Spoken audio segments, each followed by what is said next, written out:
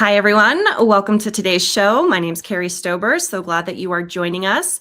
We are going to be getting started here in about 5 minutes at the top of the hour. Just wanted to pop in, let you guys say hi, comment in the chat where you're watching from. And if you are watching from YouTube or maybe you're on Facebook or something like that, pop over to, it's going to be acryliclive.com/conversation. We've got some giveaways that we're going to be doing today, and you have to be in that chat in order to be selected as a winner. So make sure you pop over there. It is acryliclive.com/conversation, and we will see you guys soon.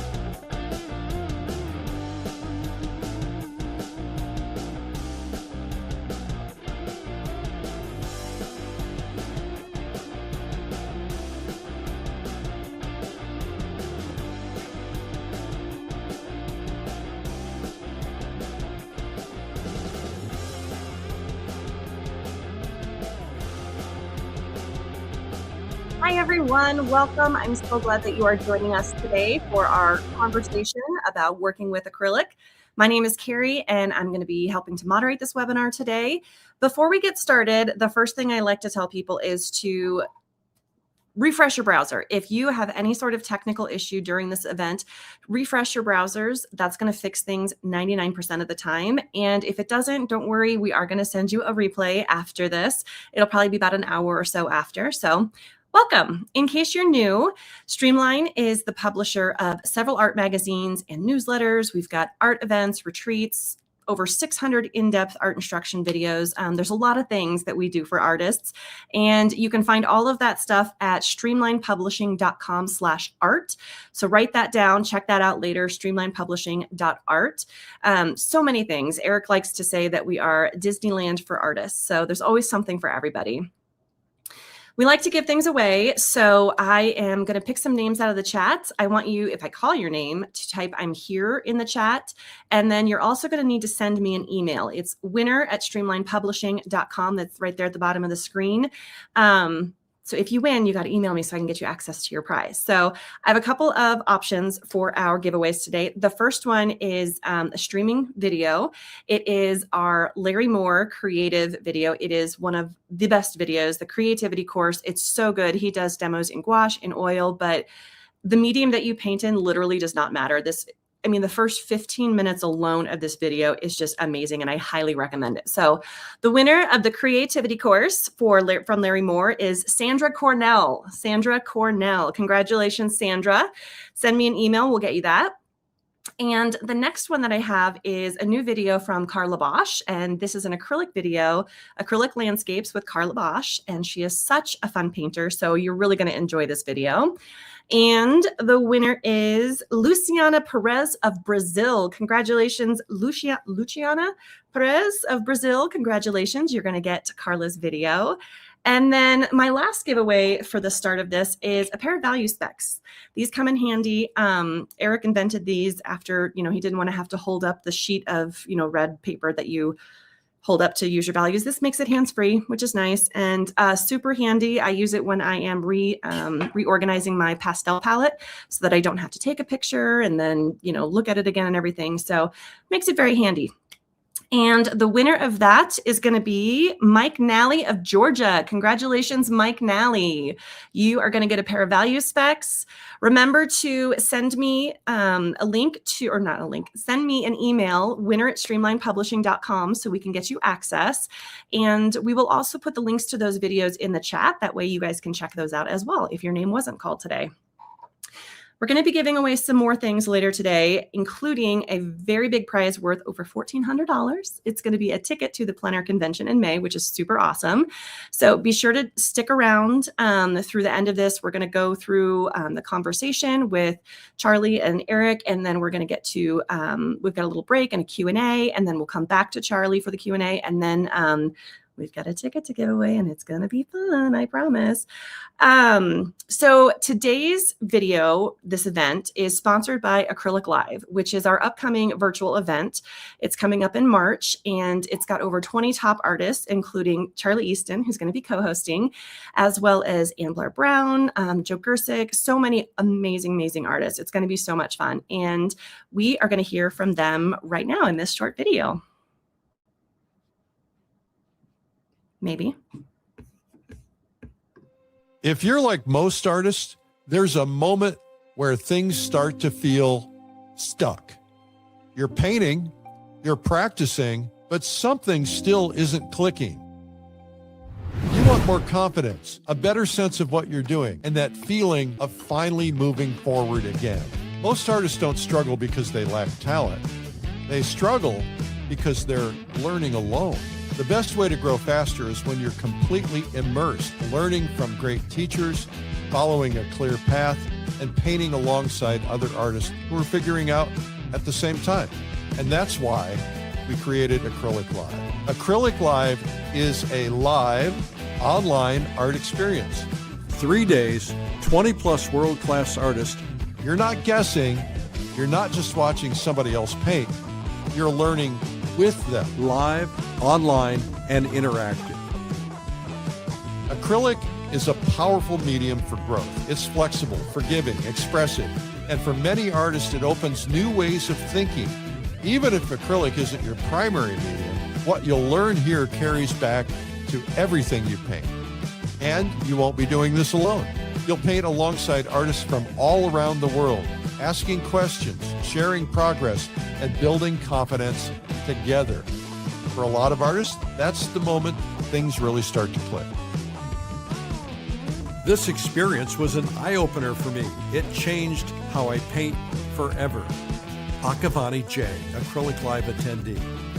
I learned more in 4 days than I could have fiddling around for years. Cast W, Acrylic Live attendee. If you've been waiting for the right moment to move forward, to sharpen your skills, and to feel excited about your artwork again, this is that moment. Join us for Acrylic Live, March 25th through 27th, 2026. I'll see you there.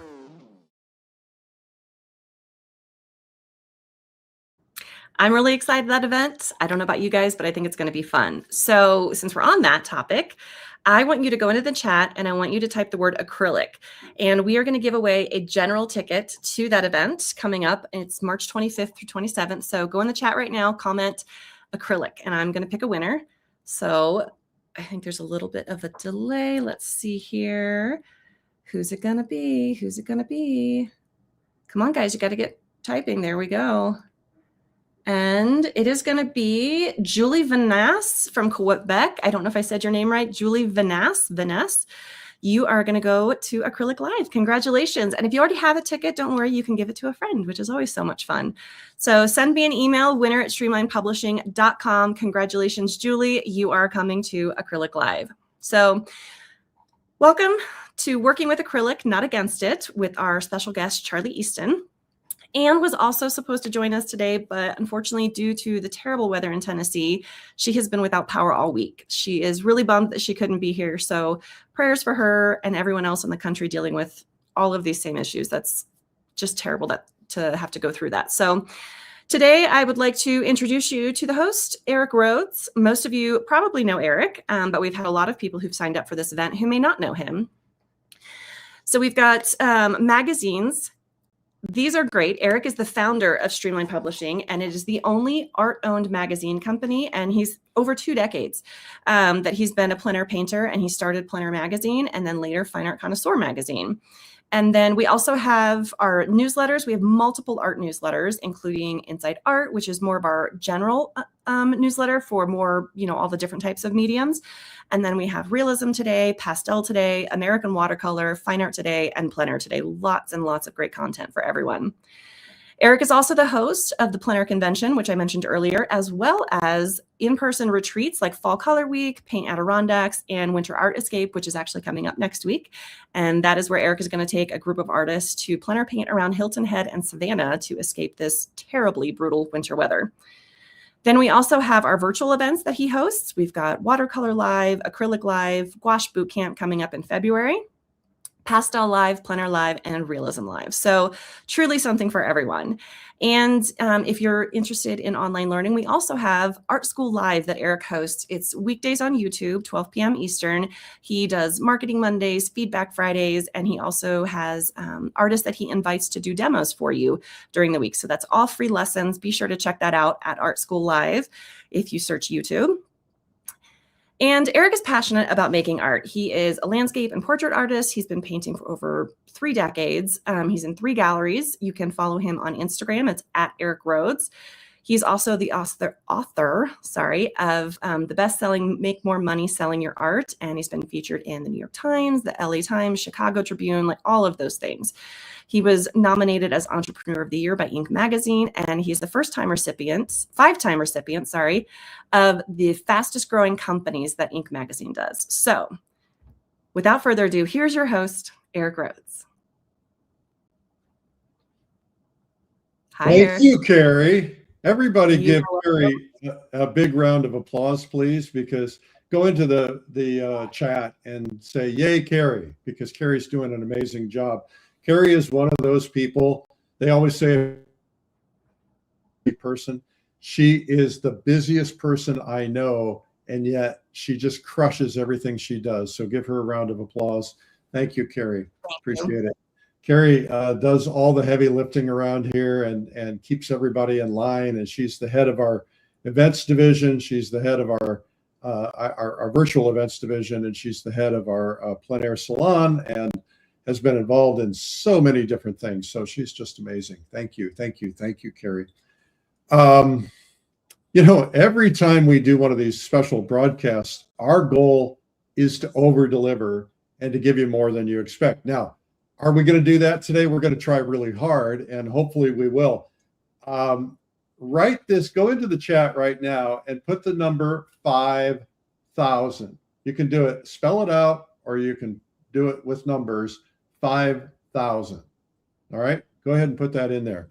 There are 5,000 people who have signed up for this today. That means there's a lot of people who are curious about how to make acrylic work or how to make it work better.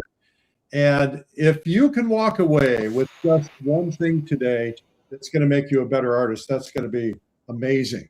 So I've been in the art game now, and I say game because I don't like to call it an industry, because it's not really an industry. It could be an industry, but it's really just a bunch of individuals expressing themselves creatively. So I call it the art game. Anyway, if there's anything I've learned in 20 years as a publisher, as of fine art connoisseur plein air, and as an artist, is that one tiny realization can be a game changer. It can make all the difference for you and your art. Have you guys ever had those experiences where somebody said one thing and it opened up a world of possibilities? I was in a meeting a couple of days ago. I have a 2-day long board meeting that I have to attend with the people who govern my business. And one of the guys said something, and it was like, holy Toledo, I never thought of it that way. And it just changed everything how I thought. So hopefully today you're going to have at least one of those, and hopefully several of those. We've got Charlie here. He's going to give you a lot of depth. Listen very carefully. Today's monumental for a couple of reasons. First, it's because Charlie's here, and Charlie's pretty special. And he's going to tell you about something he just told me about before this broadcast that I'm like blown away by. So we'll talk about that. He's really awesome. Secondly, you're about to be amazed by his advice. He's been painting acrylic. He's very good at articulating and teaching. And we're not doing demos today, but he's going to give you some really good wisdom on how to get you either started or next level with acrylic. Now, our goal ultimately is to save you from those moments of frustration, the doubt, the discouragement that you feel from time to time. And if you happen to be struggling right now, like I have been, so many hundreds and thousands of times, I want you to know that you being here actually says a lot about who you are, right? It says, I'm ready for change.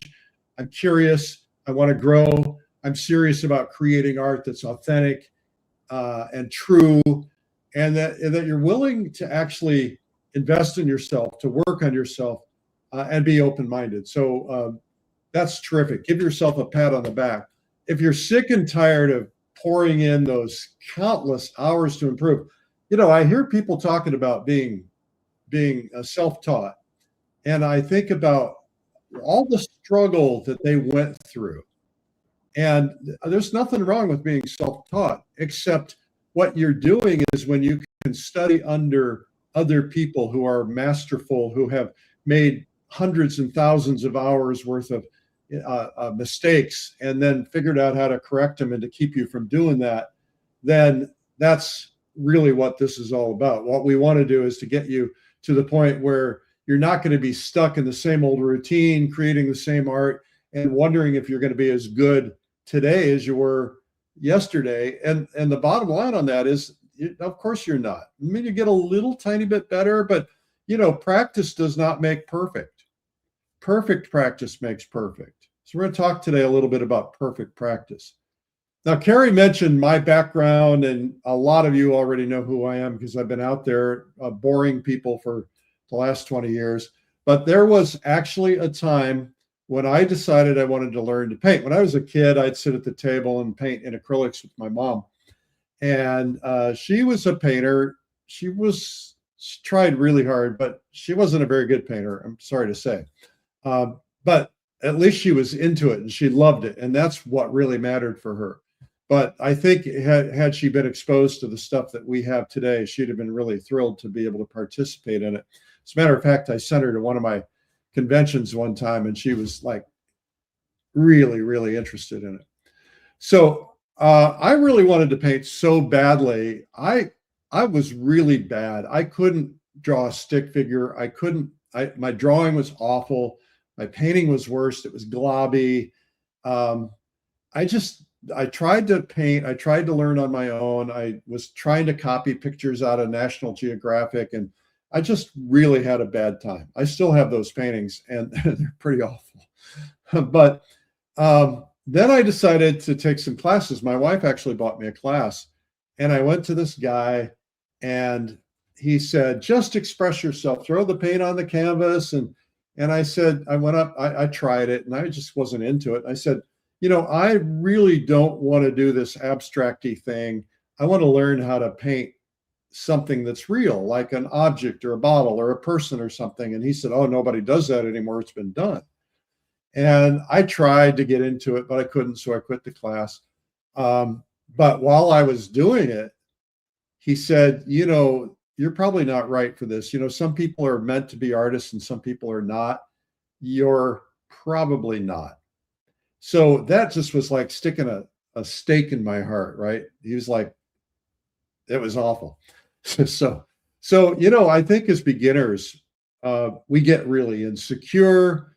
And there are a lot of people who don't really, they are well-meaning teachers, but they don't really understand how to relate to beginners because, we're insecure, we're feeling a little out of sorts. This is very uncomfortable for us.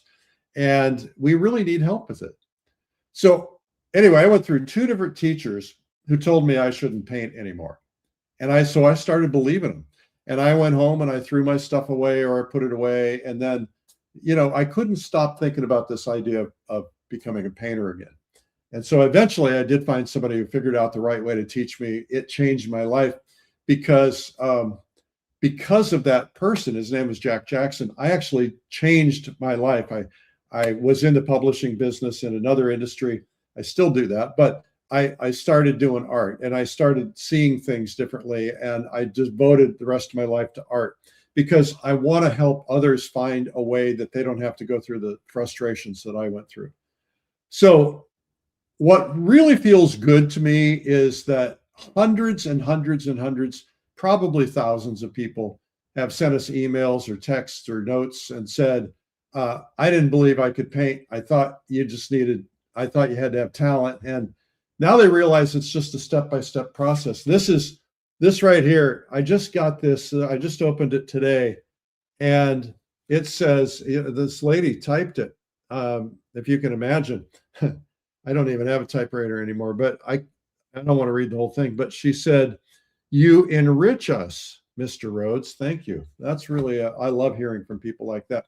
To hear from you guys who say, I didn't believe I could paint.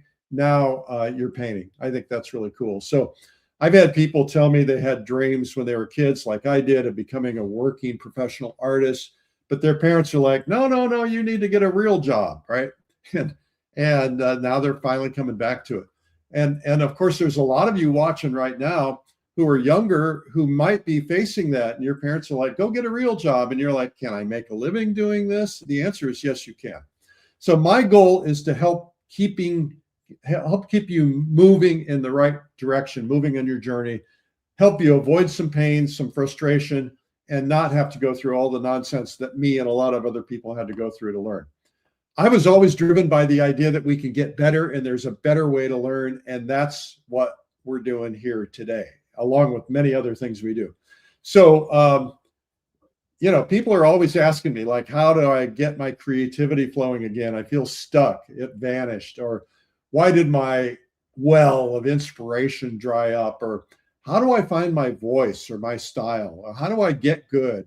So if you're not feeling it and you're not inspired, it's going to reflect in your paintings. And that's why I always tell people, don't paint what you don't love.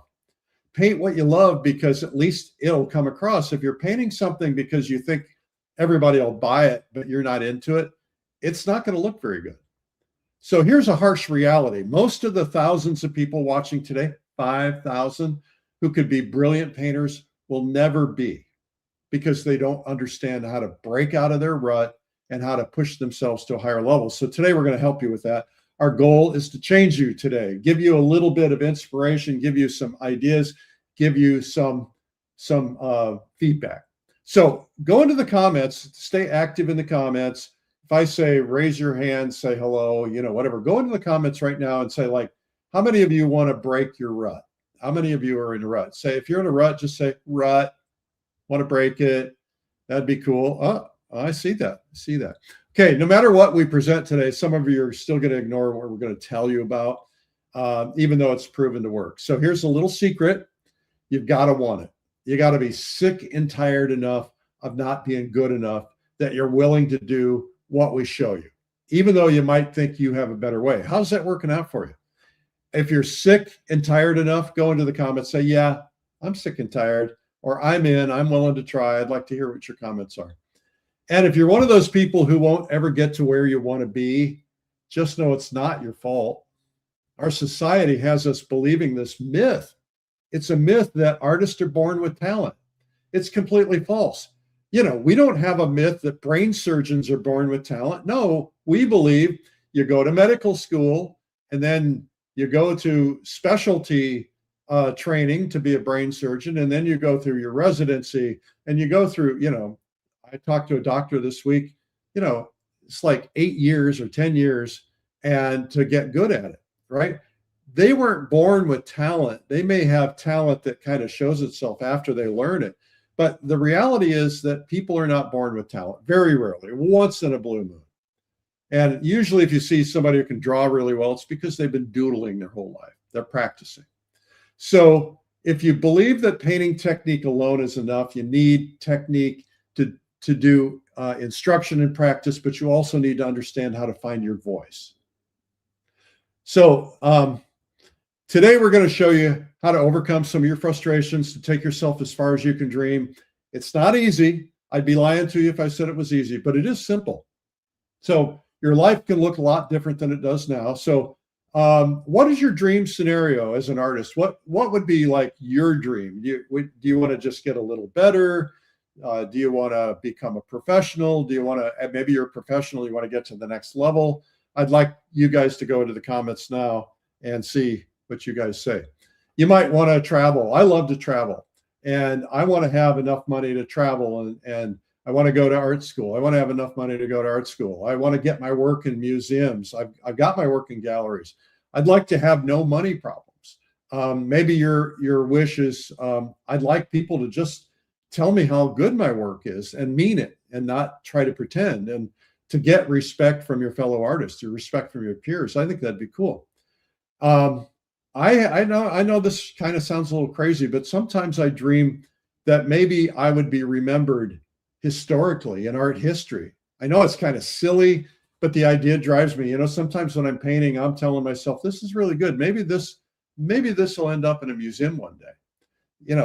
I know it's crazy, but you got to play with your head a little bit. So maybe that'll happen for you. So today we're going to help you overcome some of your issues, move you toward your painting goals, and hopefully get you closest to living your dream life.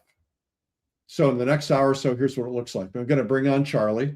I'm going to suggest you avoid distractions like the web and email and all that nonsense. Stay off social media, except when Charlie tells you that he wants you to build his Instagram. But we're going to send you a replay of the broadcast later today in case you want to rewatch it. Sound good? Now, remember at the end, we're giving away more prizes, including a ticket to the plein air convention, which is the most coveted ticket in the art world. I mean, it's going to be massive. And because it's centrally located this year, everybody's driving. So it's going to be great. So now to introduce you to our guest, Charlie Easton. Charlie, welcome. Thank you, Eric. Okay. Well, thank you. Hello. Welcome. Okay. So the first thing we've got to do is, you said to me, you want to build your Instagram following. And you said you wanted to go from 12 people to 13 people. So Eric, so look, I literally just logged on before speaking to you and saw that my Instagram follower count is at 14,981. That means we need 19 people. And Eric, you are the man that connects artists to the people. So if we can get 19 followers, but that's, I mean. All right. So go into the chat and say if you're gonna follow Charlie, because there's 5,000 people, Charlie, and I only want $1 per person. Okay. I tell you, that's cheap by Instagram standards these days. So, anyway, hello, Eric. Nice to see you. It's good to be nice to back see on you. in cyberspace with you. So Charlie and I may cut it up a little bit because we're pretty good friends and we can say anything to each other. And so if we're a little irreverent towards one another, just know that we're not being unkind. It's just who we are. So what's your big news? You got to tell everybody your big news. Well, sure. Okay, I'm gonna do a little precursor to this. So I was talking to Eric beforehand and just talking about the importance of changing it up. And I think that applies where in life it applies to the art world. And Eric was very kindly asking about how's the art world, how's sales, all the rest of it. And I was like, you know what, Eric, it's all going really well. And it almost feels like I need to blow a few things up just to get more inspiration. And so coming end of June of this year, I will be moving to Casablanca, Morocco for 2 years to go and have a completely different experience, living in a different culture with different people, different artists, different light, and just, you know, throwing caution to the wind. And so why not? I think that is so cool. You know, I was alluding to the fact that I was in a board meeting this week, and the chairman of the board said to all of us, he said, you know, you need to blow things up once in a while. So it's interesting that you said that. He said the exact same words. He said, you know, you all are probably a little stale. You need to do things that get you re-energized and get your businesses re-energized. And I'd be curious in the chat, who's stale, who feels like they're a little bit stale and they need to blow things up. Now you could ask me a question. You can ask me how I'm going to blow things up. How are you going to blow it up, Eric? I'm not going to do anything. I'm just going to stick with the same things I've always done. That sounds sensible. Yeah. So I've signed up for art school. Yeah, nice. And I was over in Florence earlier this fall. I took a group of people to Switzerland. As you know, I do trips every year. This year, I'm taking people to Japan and China. Another story for another time. But when I was over there, I visited the Florence Academy, which I love, and I had forgotten that I had this dream. And the dream was that not a real dream, but I want to do this dream. And my dream was that I wanted to go to art school, and I was going to do it right before the kids were like going into school. We were going to move over there, and I was going to go for 3 years. And then, you know, the dog got sick or something, and then we couldn't go. And then we raised our kids, we got them through college, and it's like I completely forgot about that dream. So I'm going over to the Florence Academy on Easter Day, and I'm going to stay there and do my first step into this. My first entry is I'm going to do a 5-week program to work on my drawing. And then who knows, maybe I'll quit my job and go work for 3 years over there. That's super exciting. I'm going to come and visit you in Morocco. Yeah, you should. I think it's really important to change things and to be vulnerable. And when you have that combination, it does take you out of your comfort zone. And I think it's really important to lead an inspired life. And through doing so, you end up by making interesting art. You're making interesting statements about the world. And you know, to bring this back to Acrylic Live, you know, I had the privilege and the joy of co-hosting with you last year on Acrylic Live, and there were so many different artists doing so many different kinds of art, different applications of paint, different subject matters. And you know, I commend you and your team for the group that you've put together for this year's Acrylic Live. Again, there's such great variety. And what I really like about these kind of events, whether it's Acrylic Live or Plein Air Live or all the rest of the ones that you do, it's like within a week, you get exposed to so many new ideas, and they're not all going to stick, but you can't help but walk away from that week feeling inspired. And so I think lives of inspiration are cool. So that's why I'm fully behind you on this, Eric. Well, thank you. I appreciate that. So I think what people should do is go into the chat, and if you're having frustrations painting, any kind of frustrations or any kind of questions related to how you can overcome those, put them in the chat. Carrie will gather them together, and then she'll interrupt us while we're talking and let us know what some of those things are. I want to, so the subject of this thing today is about acrylic and kind of figuring out how to overcome some of the things. I really struggled with acrylic. I went to an art show one time and I saw this guy doing these amazing, incredible acrylic paintings, and his were beautiful and smooth and mine were globby. And I, you know, at the time I was shy and asked the guy, but you know, I'm curious, how do you get that sense of fluidity? How do you make your acrylic flow? Because I know it dries fast, and yeah. And somebody who's an oil painter might say, you know, I like it when it doesn't dry fast.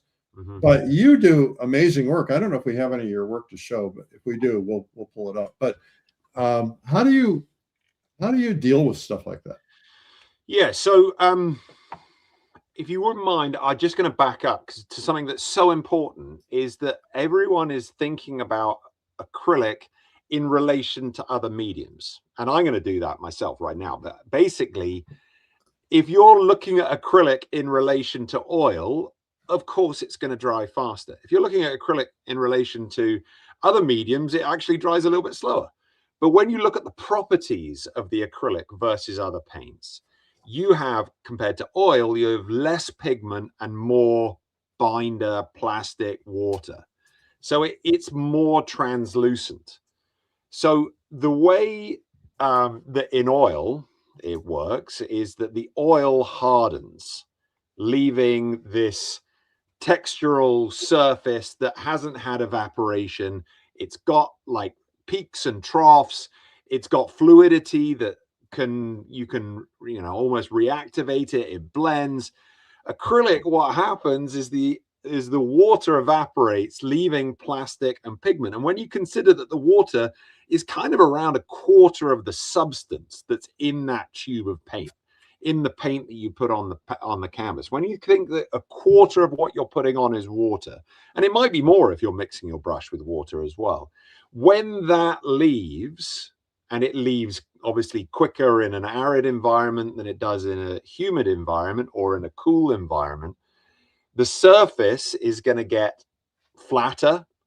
The pigment is going to basically have spaces within it so that you can see down to the layer below. And you're going to have something, therefore, that is going to be tinted by the ground below. So in answer to your question, and the reason why this sort of technical description is really important, is that acrylic is more about layering. It's more about being definitive with the shapes that you're trying to create. And when you're being definitive, you can say, oh, I'm going to do this, and I'm going to do, I'm going to try this. And you can make a mistake and it will dry and you can try again. That's the joy of it. But it's more about layering. It's more about being definitive. And also, you don't have to worry as much about doing the whole thin to thick layering that you do in oil. You can just lay it down, and you need to use more paint to get more drying time out of it. So really, those are kind of like the overall technical aspects of the difference between acrylic and oil. And once you've got past the relativity of acrylic versus oil, you can then say, okay, this is its own medium. I'm going to be definitive. I'm going to use lots of paint, and I'm going to work in layers. And that's the way that acrylic is used best. Yeah. Well, one of the things I think is really important is that we have, I was talking to a painter last night. I do this thing. I bring a model in every week, and we have a bunch of painters, and we sit around and we paint the model. And this guy said last night, he said, that what's his name? The great kung fu artist. Can't think of his name. Anyway, he was the greatest of all time.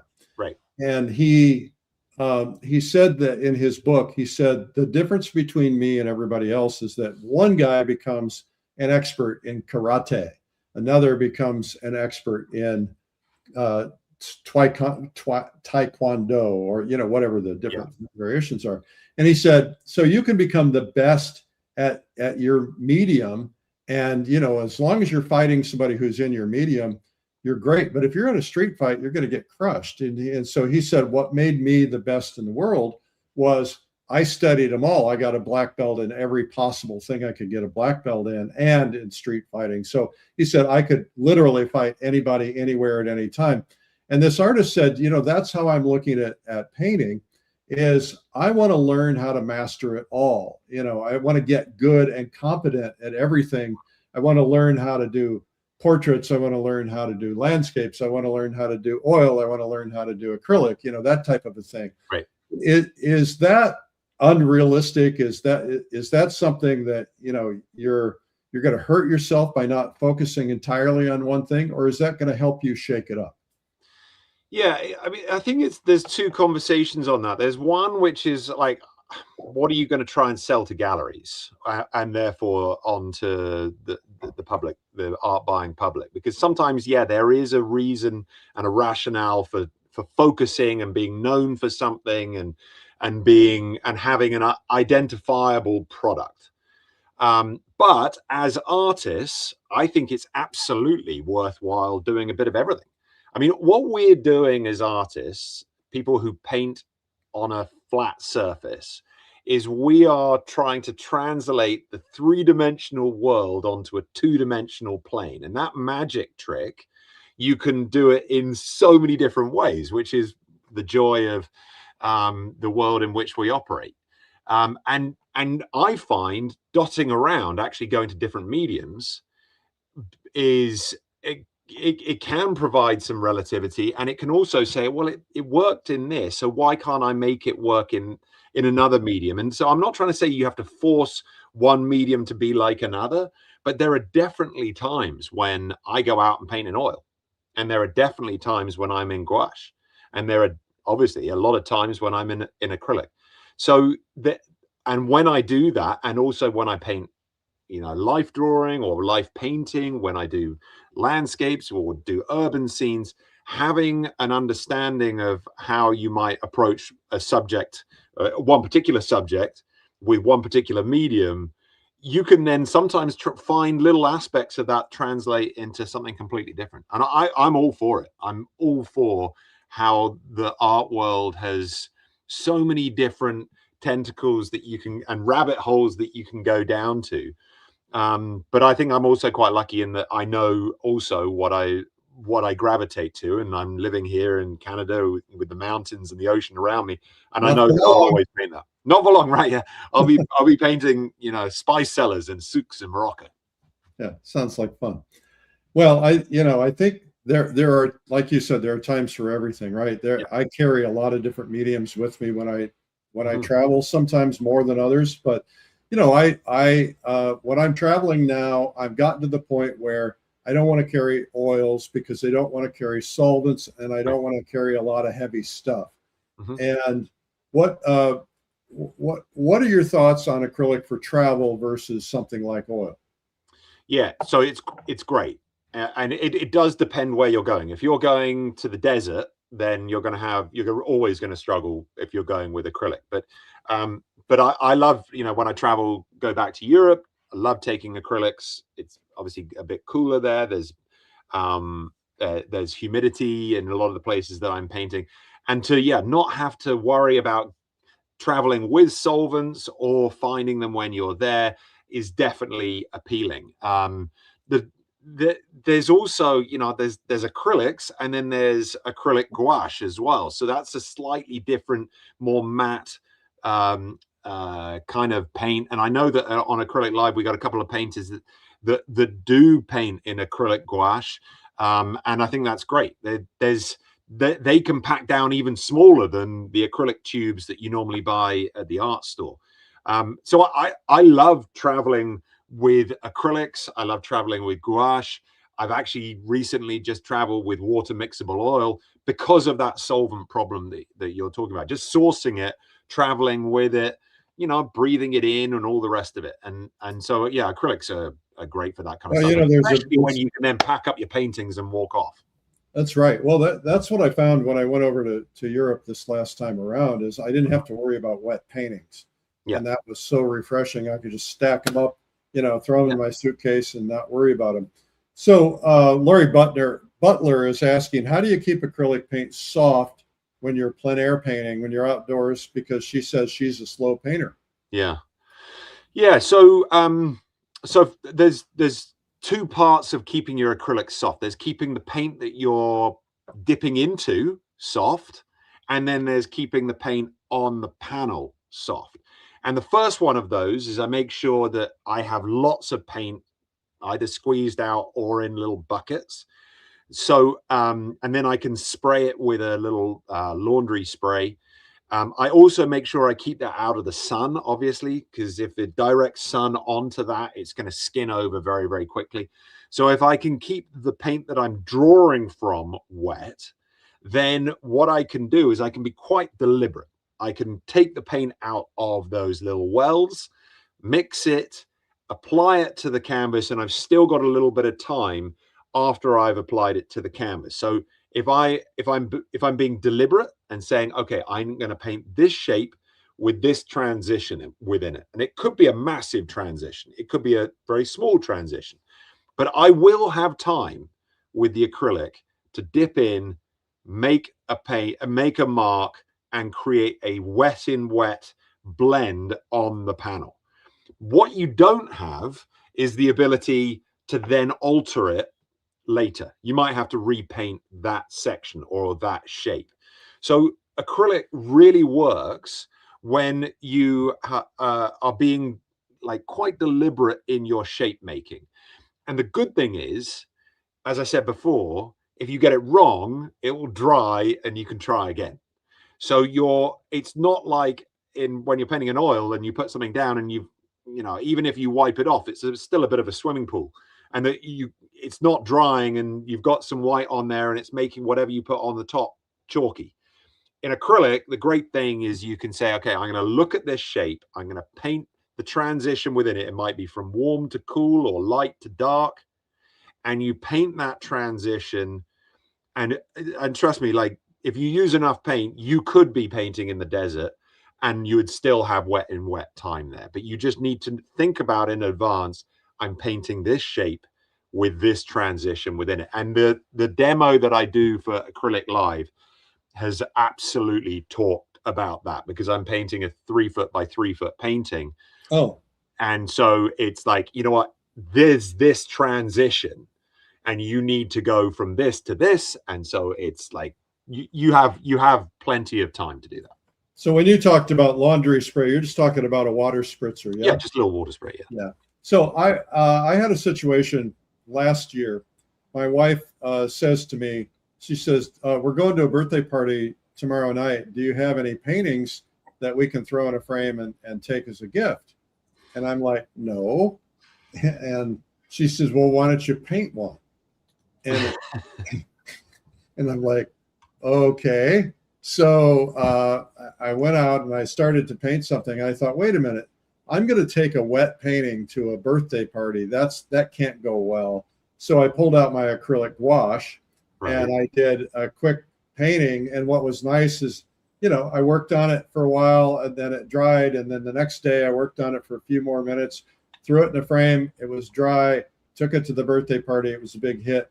And so there's another instance where having some options is always good for you if you're not doing that. All right. So Carrie, I think, has been gathering some of the frustrations out there. Carrie? Yes.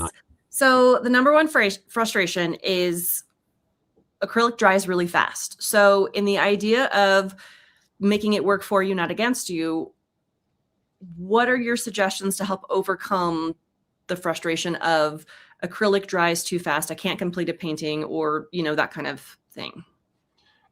The simple answer is use more paint.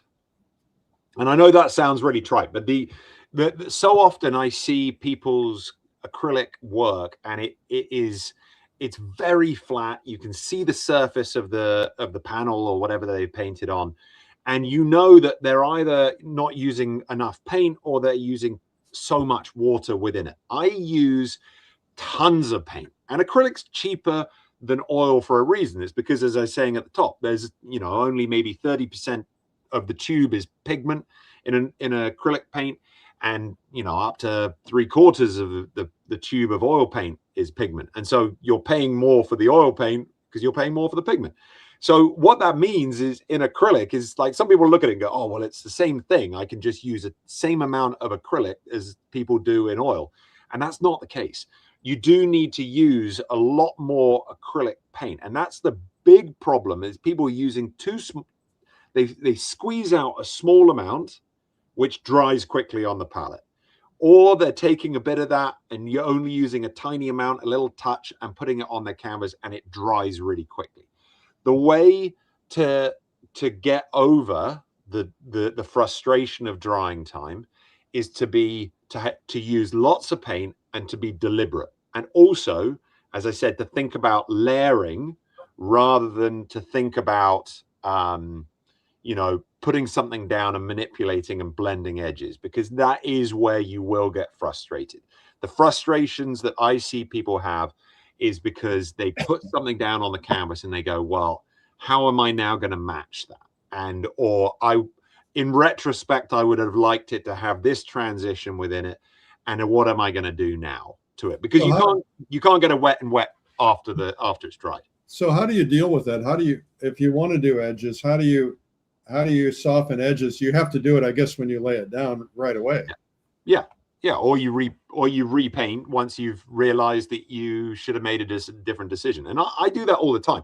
I will go in a painting and I'll make tons of mistakes, but through the making of the mistake, and maybe it might be leaving too hard an edge, I then might have to repaint that transition or that section in order to have the blend.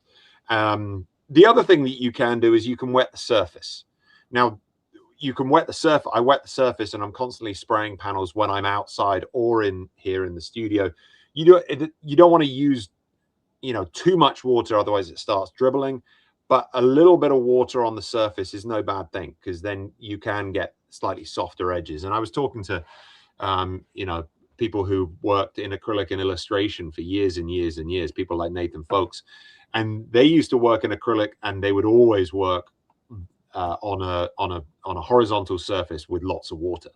So it's like, water can be your friend. It can also be your enemy in some situations. But as with all things, you know, it's trial and error. There is a lot of trial and error in getting comfortable with the materials. But yeah, being deliberate, using lots of paint is the biggest thing. So, Charlie, the other thing that goes along with that is, do you use any particular mediums or type, you know, because there's fluid acrylic, there's open acrylic, heavy body, there's different types. There's also mediums that you can use as like a retardant or things like that. Do you ever incorporate any of those things in order to make things more blendable or to make them last longer so they don't dry so fast? The short answer is I don't. No, I don't use those. I haven't found out I needed to. I know that plenty of artists that do use them, and one of the faculty members on Acrylic Live, Samantha Williams-Chapelski, is great with all of her mediums and the textural elements of acrylic. I personally, I'm not actually the person to speak to about that, because I don't use them. I just prefer to paint with larger shapes, with lots of paint, and I get all the fluidity that I need. And there are sometimes that I get frustrated if I've done a really big, you know, wet in wet blend in a sky, and I now need to match a section, or I need to put something in the middle that has a really fluid edge to it. But I think that's, yeah, I just need to repaint at that point. I know I've tried it once using, I can't remember what it was, but I felt like it changed the consistency of the paint. It didn't look the same as it did on the rest of it. So I'm sure there's others. They're getting better and better and better. And one of the great things about going to the plein air convention is you get to speak to the vendors. And I know that there's been massive advances in acrylic paint, not just in terms of the mediums, but also in terms of the environmental impact of some of the paints. There's better, you know, bio-based paints now. There's all sorts of good systems for cleaning up, and we'll get to talk a bit about this when we. Well, also when I painted with acrylics when I was a kid, yeah, they always came out just shiny like plastic, and that's changed completely. Everything's different now. Yeah, and it also does depend on whether you're using student grade versus artist grade. The artist grade acrylics have more pigment. They have they're a bit more juicy, a bit more buttery. But also when it comes to using any of these mediums, it's important to think about the final layer. But if you're putting something into a gallery or you're selling a painting, thinking about like the acrylic and the final varnish on top of it, that's what stops any of the rest of it gives it the luster, or it can give it, you can tone it down a bit. So Eric, you're right, old acrylics definitely look shiny and glossy and maybe a little and plasticky, but you can adapt that surface and make it feel however you want it to feel. Well, I think it's very freeing just having paint and water and not having to carry a bunch of other stuff. I think that's nice. Gary, let's go into one or two more frustrations, and then we're going to save some more questions for the end. And I want to remind everybody that we've got a bunch of giveaways. Charlie, we didn't ask you. I hope it's okay, but we're going to give away one of your courses. Oh, yes. But we're not going to pay you for the one we gave away. So but they're going to have to write a review, good or bad. They have to write a review. I think that's fair. That's fair. All right. So one of the other ones that is coming up a lot is how acrylic dries differently than when you lay it down. Sometimes it's darker, sometimes it's lighter. This one person says that even though they're using top quality paints, they seem to dry duller than what they do when they go down on the canvas. So how do you approach that? They dry duller or darker? Both. Yeah. So the matching of colors is definitely probably my biggest frustration with acrylics. I mean, I have frustrations with all paint. That's just the way it is. Like, there's some things that you wish did, you wish another medium did something different. The thing with acrylic, in terms of getting confident and comfortable with it, is to basically put down your paint and then just sit back, see what happens to it. If it goes darker and warmer than it needs to be, for example, then you know how to mix that color again. So you observe it change, and then yes, you might have to go and do it again to make it match. But you just need to be present as you're painting and going, okay, I'm trying to match this blue, and I've mixed up what I think is the right blue. You put it on, you obviously know that it's going to shift a bit darker, so you mix it a touch lighter, you put it on, it gets to the right value but not the right temperature, so then you have to go again and try it. That's just the nature of it. So on a big transition, as I said, I'm either repainting the whole thing or I'm just being patient, knowing that that it's going to shift, and it does shift. There's no two ways about that. There is a good little trick that you can do in order to get comfortable with it. Is you can basically mix. You can take a part of a painting that you maybe are going to throw away or paint over, and just try and mix all the colors again, and just put dabs on. Maybe mix a lighter and a darker.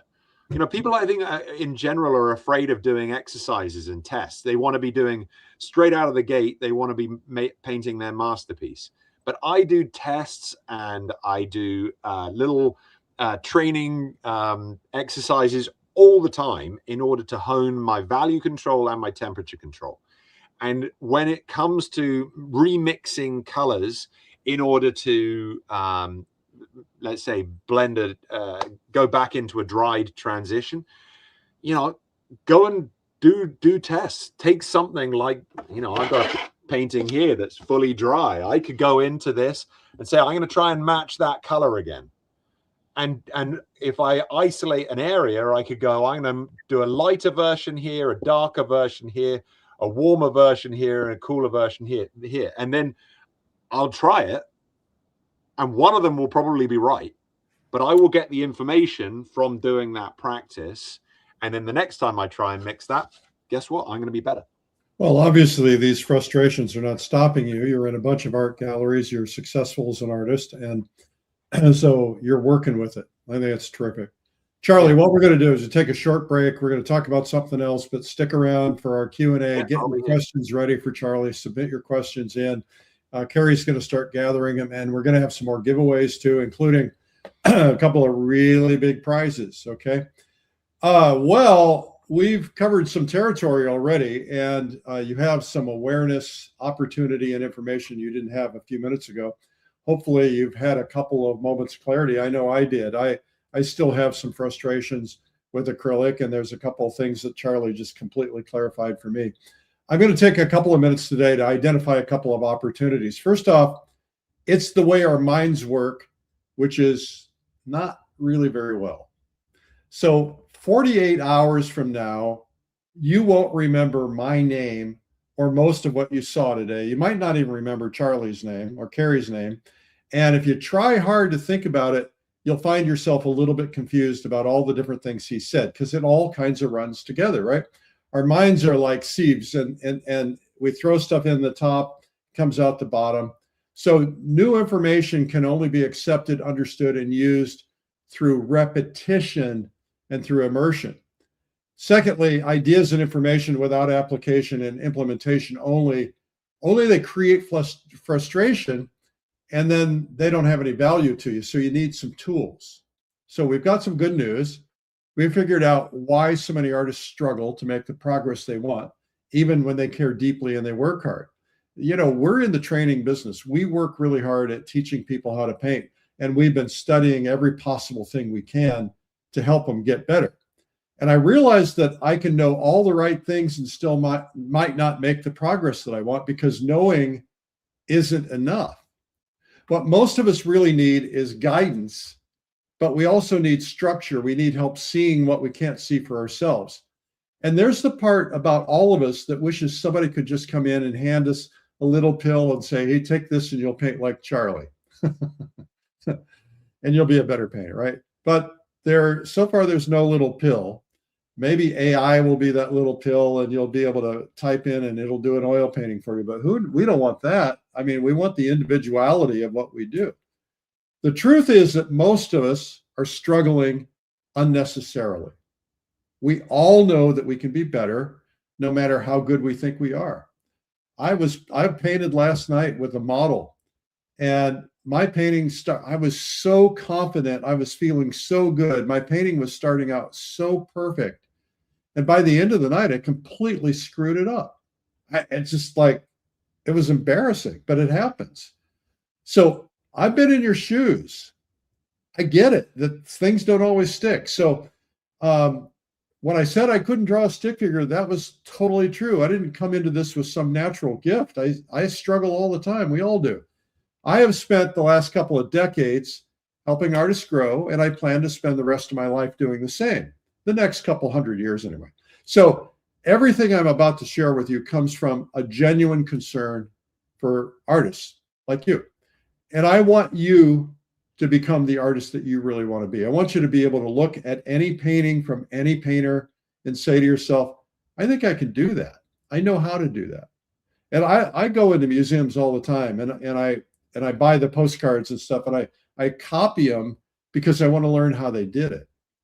So I don't know what your dreams are. Maybe your dream is traveling the world to paint, or maybe making a little extra money or a lot of extra money, or maybe it's just simply feeling proud of the work you're creating, or maybe it's, your family members aren't rolling their eyes every time you bring a painting in and they're trying to be nice.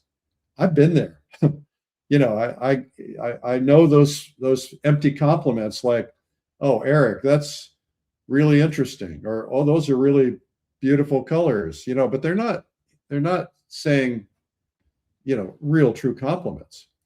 But when they come and it's just such a good feeling.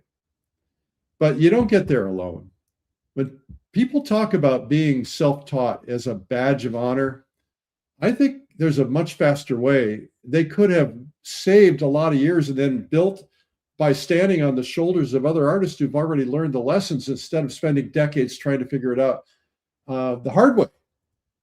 So before we go on, I want to take you on a little journey. I want you to close your eyes for a minute. Think back to the first time you created something. Think about that. Close your eyes. Think about it. When you created something that really made you truly feel alive. Maybe it was a finger painting in kindergarten that your teacher stopped and shared with everybody and said, hey, look at this, and this pretty. Or the time you drew for hours when you were a teenager in your room and you got lost in your own world and you were just like so mesmerized. Or maybe it's the sketchbook. I used to keep a sketchbook and I'd go under the covers with my flashlight and draw monsters and jets and things like that. And I love that feeling. Do you remember the feeling? If you do, put something in the chat, right? Tell me what you were feeling, okay? I think that when time disappears, when that sense of creativity feels natural and you feel completely alive, I mean, that's something special. That's when something shifted, right? Didn't it? I think so. I had a teacher who always seemed to praise everybody else's work, but they didn't praise mine. And my parents would say, oh, that's interesting, So the moment you compare your work to others, you kind of let your heart sink in and you feel that sting, right? So you ever feel that sting? Here's the truth. These moments when you're a little too sensitive or too perfectionist or too dreamy, they weren't your weakness. They were your artistic soul trying to break free. If that sounds familiar, say so in the chat, because when the world didn't know what to do with it, you learned to hide it, to bury it. You forced to channel it elsewhere because we don't want that pain, right? The inner artist doesn't die. It just goes underground because we're trying to avoid the pain of criticism. So you still feel something when you walk past an art store, right? I do. I'm like, I love that. Certain paintings, I see certain paintings, they stop me in my tracks. You keep buying art supplies you're a little afraid to use. We were talking last night about how, we bought some really good brushes and we just hate to use them because they're so expensive. But, you just need to get out there and try it and stop saving your inspiration for someday. You're not alone with these fears, by the way. There's something most people don't understand about true artists. The ones who make it aren't the ones who were born with talent. They're the ones who felt this exact same terror and created anyway. Today, I'm going to show you something that's going to change everything about how you believe in your artistic ability. But first, I need you to make me a promise. Promise that for the next couple of minutes, you're just going to let yourself believe something a little radical. You ready? That every moment of self-doubt, every criticism that you internalized, every time you held back, wasn't proof that you were not an artist. It was just preparation for this moment. This is your time. Because what I'm about to share isn't only about a technique or a method, it's a permission slip to become the artist that you've been afraid to admit you really are. And it starts with understanding something that's going to challenge everything you've been told about your artistic ability. So here's a question. What does a school teacher, a divorced mother of 3, and a retired doctor all have in common? Anybody know? It's not a joke. It sounds like a joke. They all overcame their fears. They started producing good artwork and are feeling confident about their art for the first time. One of them told me she attended one of our events, pushed herself to the next level, got her first show, and sold a bunch of paintings. And she hadn't been painting that long.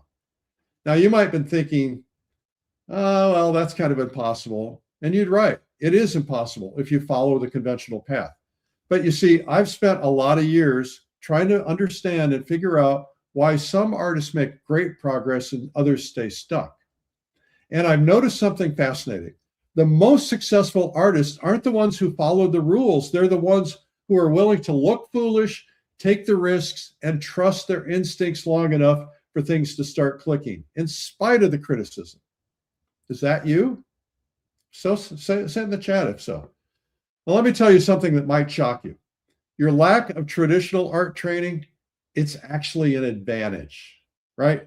It's like, yeah, have you ever gone golfing and golfed and golfed and golfed and golfed? Some of you golf.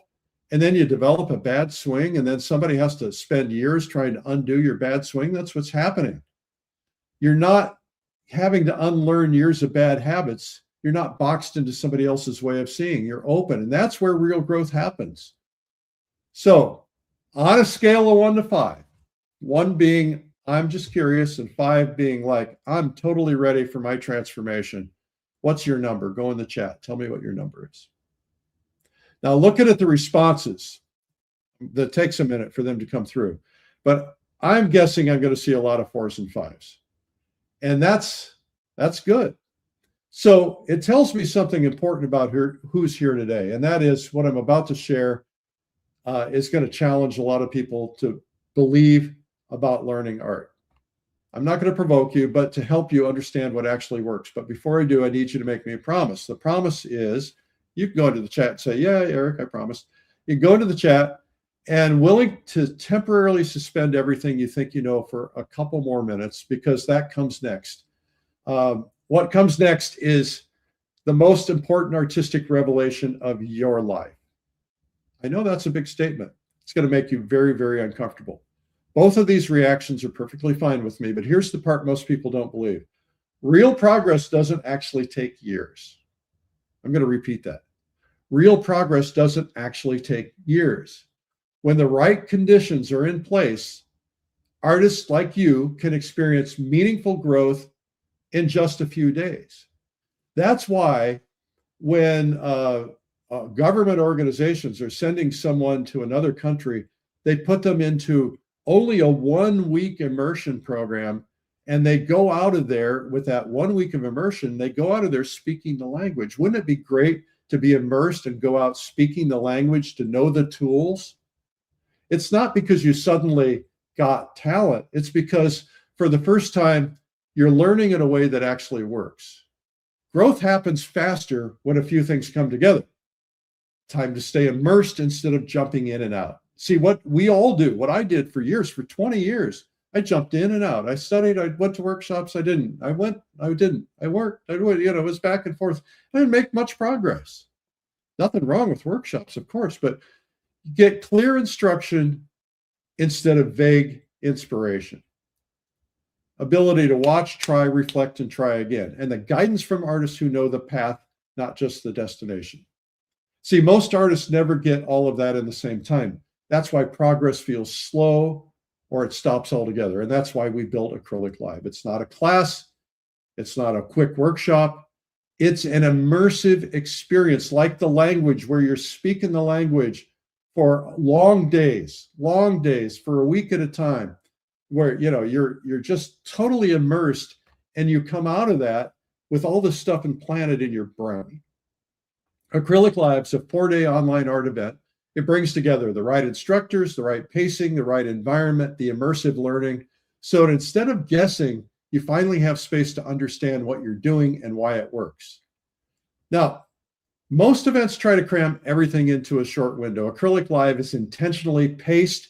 It's designed in a specific way. We put certain types of content in certain places so that you're not just watching demonstrations, but you're actually having time for things to settle in, to connect, to make sense. We intentionally get artists who are going to repeat certain concepts, and other artists who are going to bring you new concepts, but we don't bring them until they're ready, till you're ready. So you're going to see how master artists approach acrylic, whether they're working in realism, abstract landscape, or expressive styles, and how the same underlying principles are going to apply across all of them. This isn't about becoming another artist or copying their work or their style. It's about understanding what makes acrylic work no matter how you paint. And we've seen this happen again and again and again.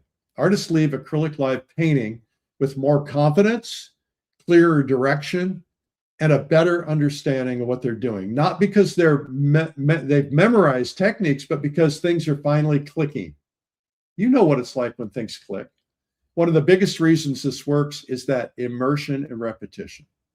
So over 4 focused days, and by the way, they're long days, 4 focused days, you're not just hearing an idea once and hoping it sticks.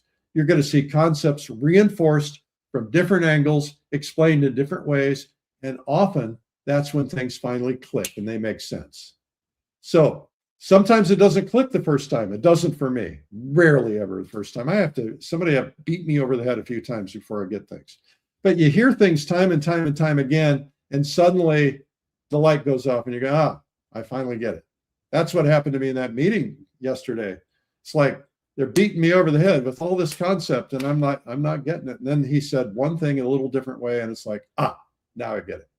The learning doesn't stop when the event ends either. You're going to have replay access so you can come back to it. All these ideas, you can go back, you can go to all the videos when you're painting later and you need a reminder. So it's a combination: focus time, repetition, immersion, the ability to revisit. It's what allows understanding to truly settle in instead of slipping away. And once you understand why this works, the next question naturally becomes, how do you actually experience it for yourself? Well, before I show you the artists who are going to be teaching at this year's Acrylic Live, I want you to know one thing. Because you took the time to be here today, because I don't take that lightly, I've got a special offer for those of you who are attending today. This is not an offer everybody's going to get. All right? So here's the deal. We have Acrylic Live coming up on March 25th through 27th. Get your pencil out and write down those dates. March 25 through 27, and Essentials Day on March 24th. The event starts with Essentials Day, which includes a full day of essential techniques and refreshers, and you have 7 days of replay access. Then we have the tickets for the main event, General Access, which gives you 30 days of replays. You Premier our most popular level, which gives you 6 months. The Premier is our most popular level, gives you 6 months of replays and some collector's items. And then, of course, we have VIP, which is a full year of replays. Everything from Premier Plus, plus overstuffed swag bag filled with goodies sent to your home.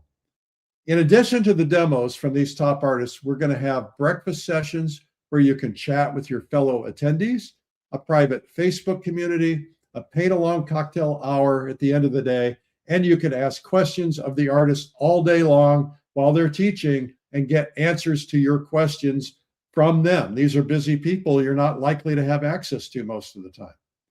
And it's all for the full price. Essentials Day is $297, which is a bargain.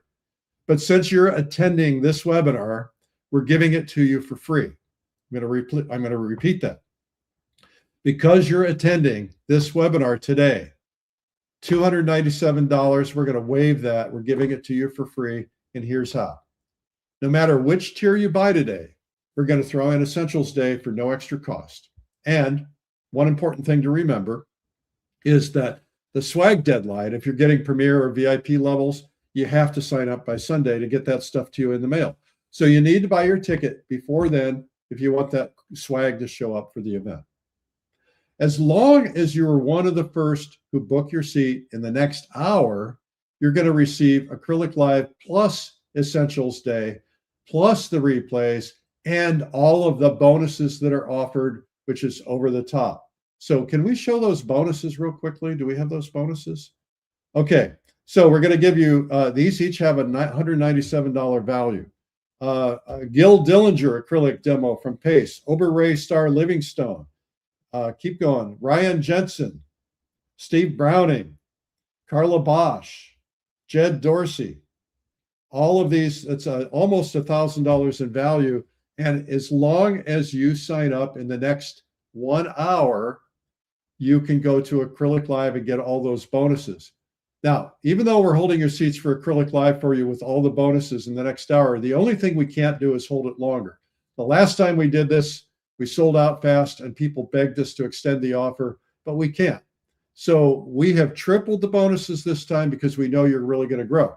So if you're an artist who doesn't want to fall behind, and if you're somebody who doesn't want to continue producing substandard paintings, and if you're somebody who doesn't want to miss out on the biggest opportunities to show and sell your work, then you've already made the decision. Otherwise, you wouldn't have stayed on this long, right? So let's take everything we just said about help you grow fast and become a better artist, and you'll end up with considerable painting confidence, and let's make that a reality for you.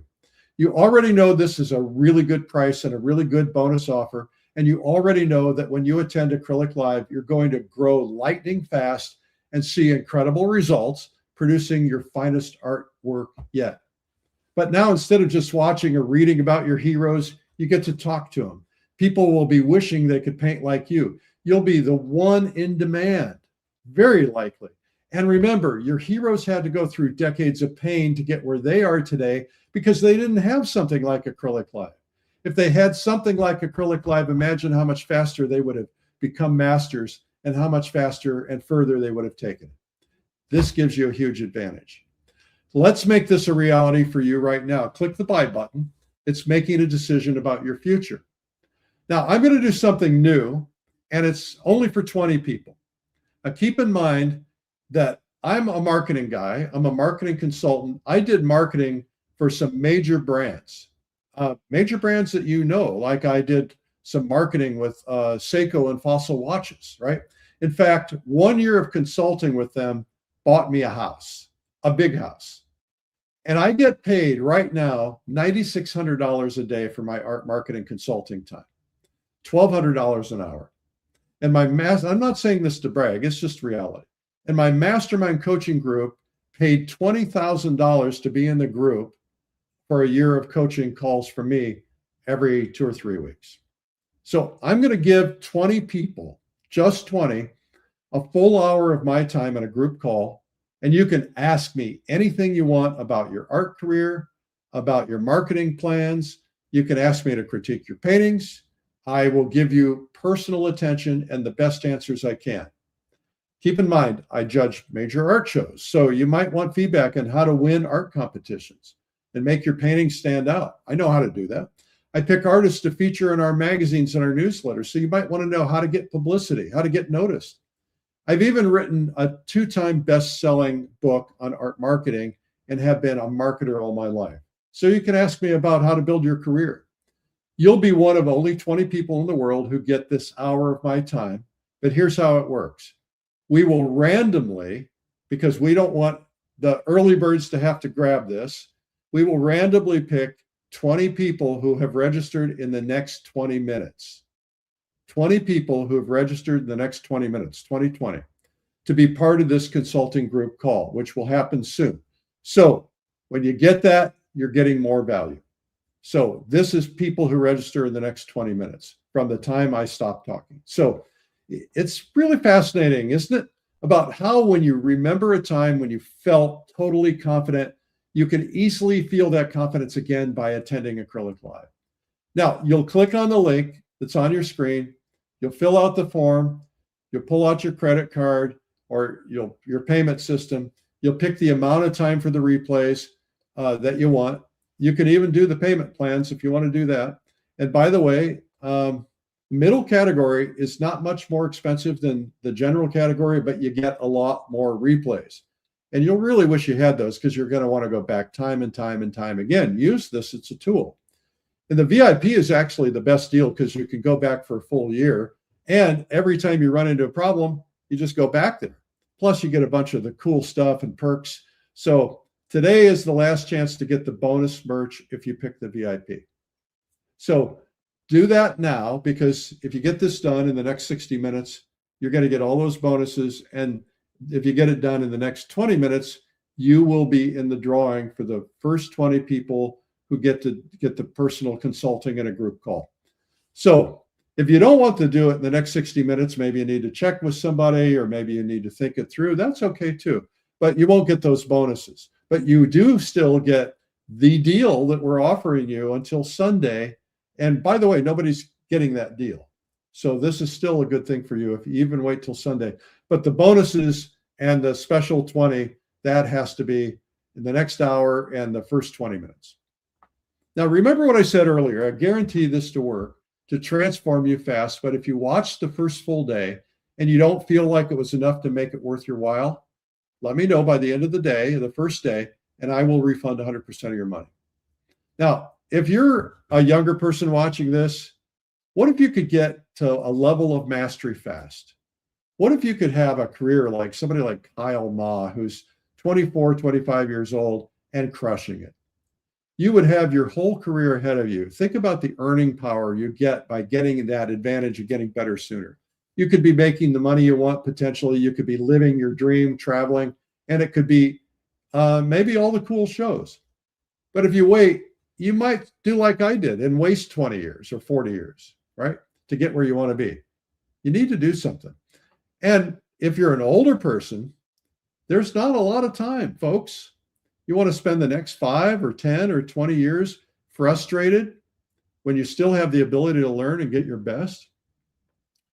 You want to get beyond the struggle. All the research says that when you're engaged, you're learning, and when you're social, you actually will extend your life. I'm not promising any of that, but you want to stay engaged. You want to stay inspired. If you're sitting around watching the news and you're bored to tears, what are you living for? You want to get better. If I had this when I was starting out, if somebody had done this kind of thing, then none of that existed. I would have not wasted 2 decades trying to figure it out. I would have not gone through multiple art teachers getting frustrated. By attending these events, my personal work has improved dramatically. As a matter of fact, I attended Watercolor Live many times as its host, and I actually got one of my gouache paintings, which was a watercolor, got one of my gouache paintings into a museum in China when I was there earlier this year. I was blown away by that. I couldn't even believe I painted it. So you're going to grow each year. Every time you go, you're going to get better and better because you're going to realize new things you didn't realize until you got the experience. So Acrylic Live has the greatest faculty ever. It's super strong. It's designed to give you everything you need, even if you don't know you need it. We're very deliberate about why we put things in there and why we put them there. You get 3 days of immersion, full immersion, 4 days if you do the full essentials day, plus everybody tends to attend that anyway. So it's great for the early stage painters, but each year I'm learning something new every time. This event will be transformative. I guarantee it. I've had thousands attend, and only one person that I can think of or that I know of asked for their money back. Only one person. And that person, when I called and I asked my staff, why did they ask for their money back? Because if I don't deliver, I want to understand it. They said, they thought it was about abstract painting. I said, okay, well, they should get their money back because this wasn't right for them. So if you ask the art materials companies, they're going to tell you that acrylic is the #1 selling medium. People pick it because you don't have to deal with dangerous solvents, only water. And in these days, when oil painters are worried about the dangers of breathing in or touching solvents, many are turning to acrylics. Some just want to avoid the odors and breathing that bad stuff. But if you travel and paint, traveling with oils can be a hassle because of the need for solvents. And you can't take it on an airplane. And Kevin McPherson, the great artist, he's a major oil painter. He now travels with acrylics instead. Probably tired of the hassle of the oil paint. The solvents. Now, I was with a painter just last night. I mentioned this earlier, and he talked about Bruce Lee. Bruce Lee said he became the greatest fighter in the world because he didn't just master karate, he mastered all different forms. By studying all of these, you become a better painter. So if you're an oil painter and you study watercolor and acrylic and gouache, you're going to become better. You're going to be more interesting, more well-rounded. You're going to be able to handle all kinds of things. We talked with Charlie earlier. We can ask him a little bit more about this, but a lot of people still think plastics, shiny feels, acrylics are plasticky, and it's just kind of a myth. It started because materials, when they first came out, were plasticky, but now there's all kinds of surfaces and looks and ways to come around that. So many of our artists at our conventions and others are using acrylic. They're in major galleries. Their work looks like oils.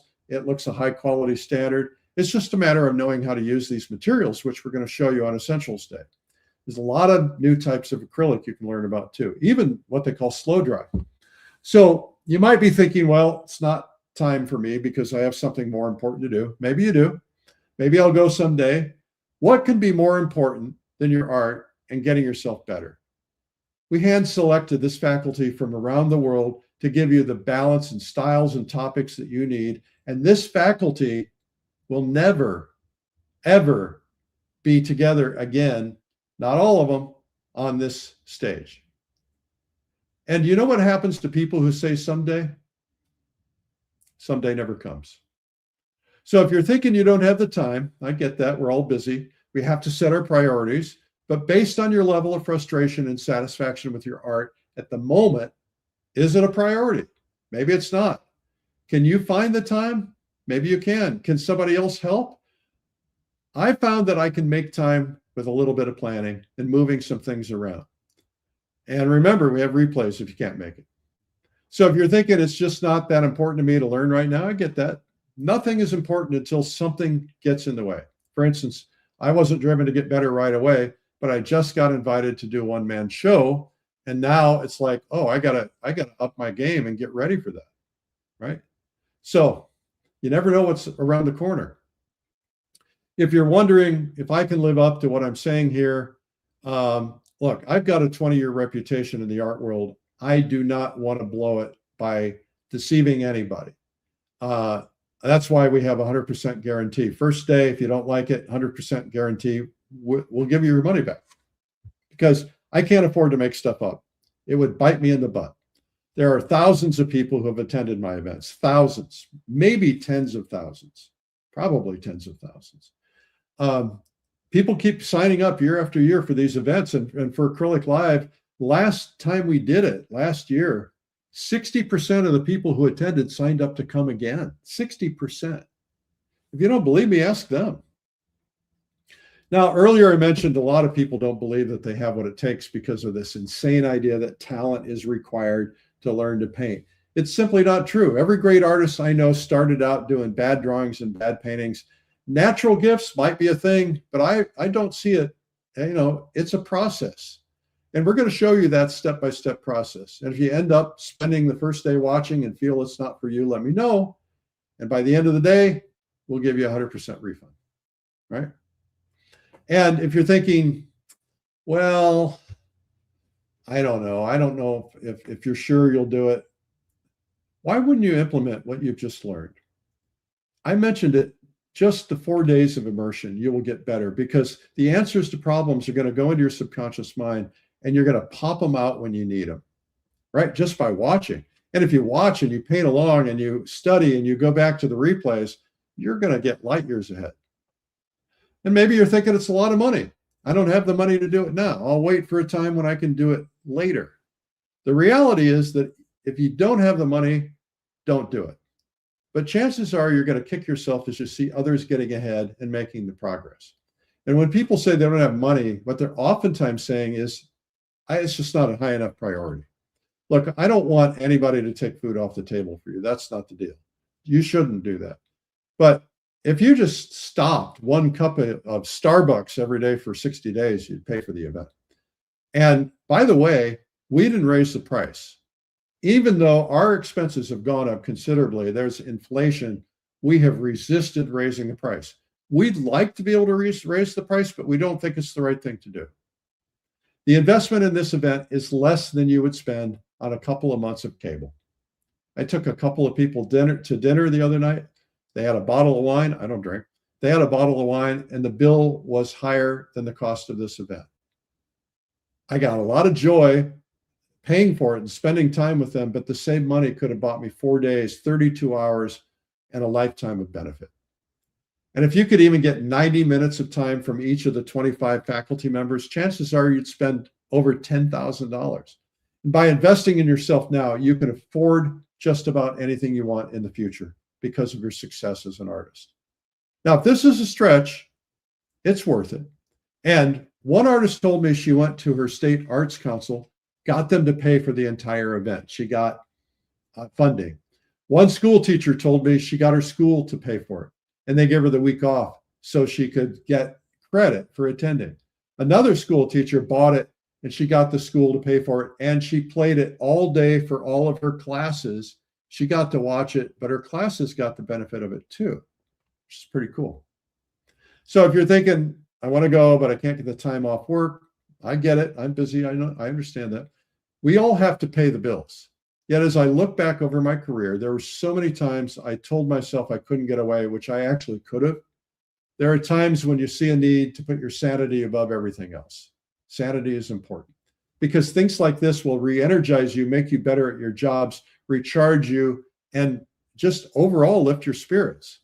Last week on Watercolor Live, I spoke to an ER doctor. She was there watching the whole time. I said, how did you do it? She said, I took time off because this is important to me. But a lot of people watch what they can at work. They watch live after hours, and then the rest they watch on replays. By the way, we don't sell the replays after the event. The only way to get the replays is to buy Watercolor Live. We only offer them to people who sign up for Acrylic Live. Did I say Watercolor Live? Acrylic Live. So when you invest today, you're also getting replays you otherwise wouldn't get. And maybe you're thinking, maybe I'll do it another time, another year. First, let me tell you, this is only the second time Acrylic Live we've ever done. Some events we're not doing anymore. Some events we rotate. This faculty is not going to be together again. So when in your lifetime are you ever going to get a chance to see these greats all at the same time, all of that cumulative data coming to answer your personal questions? And maybe you should do a favor for somebody. Save them decades of frustration. Buy them a ticket. Wouldn't that be nice? So what if you're doing now isn't working? Will this work? Look, my reputation's on the line here. And if you watch, if you paint along, if you practice, you'll be painting one day and a problem will come to you and the answer will flash into your head like that because you saw it on Acrylic Live. This is going to happen to you. It happens to people who hear it all the time. This special offer expires 1 hour from when I shut up, which is any second. You can still get the special price if you sign up by Sunday, but the bonuses and the people in the first 20 minutes from when I stop talking, the 20 of them will get picked and will get the special bonuses and the special time with me. So I'm just going to give you 2 minutes right now, just 2 minutes of light music, and I'll be right back. Go ahead and sign up right now. You will not regret it. And if you think you might do it later and you're thinking, well, I want to preserve the price, preserve the price. You can cancel later if you have to, but you're not going to want to do that. You're going to want to preserve it. So do this, get this special offer right now. Here's the little music. I'll be back in a minute.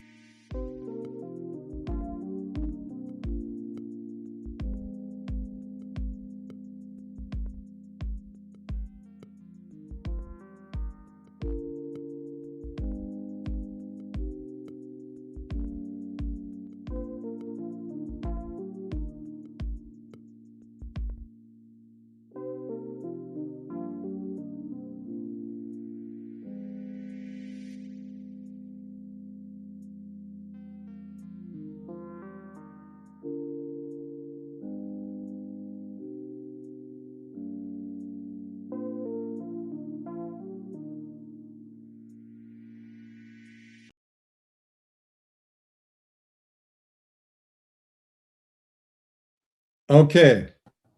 I want to just reiterate a couple of things because there's some questions in the chat. From the minute we stop this presentation, you have 30 minutes from that period of time. Excuse me, yes, 30 minutes to go ahead and get the special bonus packages. You have until Sunday at midnight to get the special price without the bonuses. And in the first 20 minutes, we will pick 20 random people. We will let you know by email that you've been selected, so that you have an opportunity to be part of that special group coaching call where we will address anything that you want to address as a group, just 20 of you. All right. So that's at random. That will be a random drawing. All right. We're going to get back to Charlie now. So the clock starts now in terms of the 30 minutes. Charlie, are you back? I'm still here, Eric. All right. Well, I'm surprised you're not sleeping.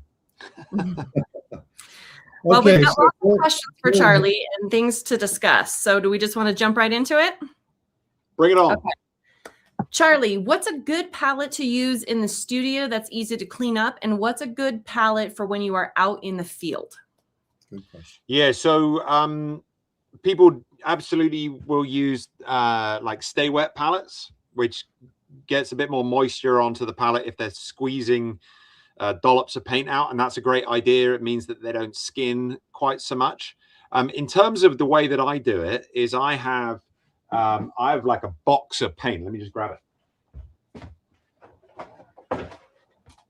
I have a box of paint. I use this outside or inside, and you see, like, I have like these little wells that are just filled with paint. And so I dip into this with my paintbrush, and then I mix on signboard.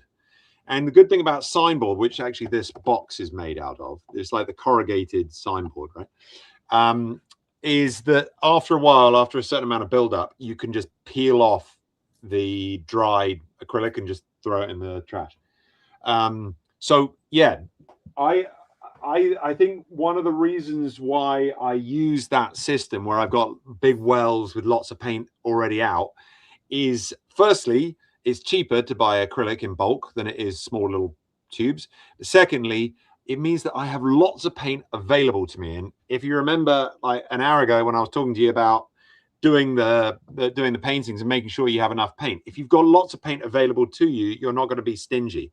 I see so many people, they'll squeeze out a tiny amount of like 10 colors on a palette, and they firstly will think that's all the paint that they have, and secondly, they will make sure they use everything on there, otherwise it's waste. I understand that mentality. For me, I want to have lots of paint available at all times. And so really doing it this way, where you've got lots of paint, you keep the top sprayed with water, with, you know, the mister, then it never really dries up, and you can then have lots of paint available to you, which is what you need for acrylic. Very cool.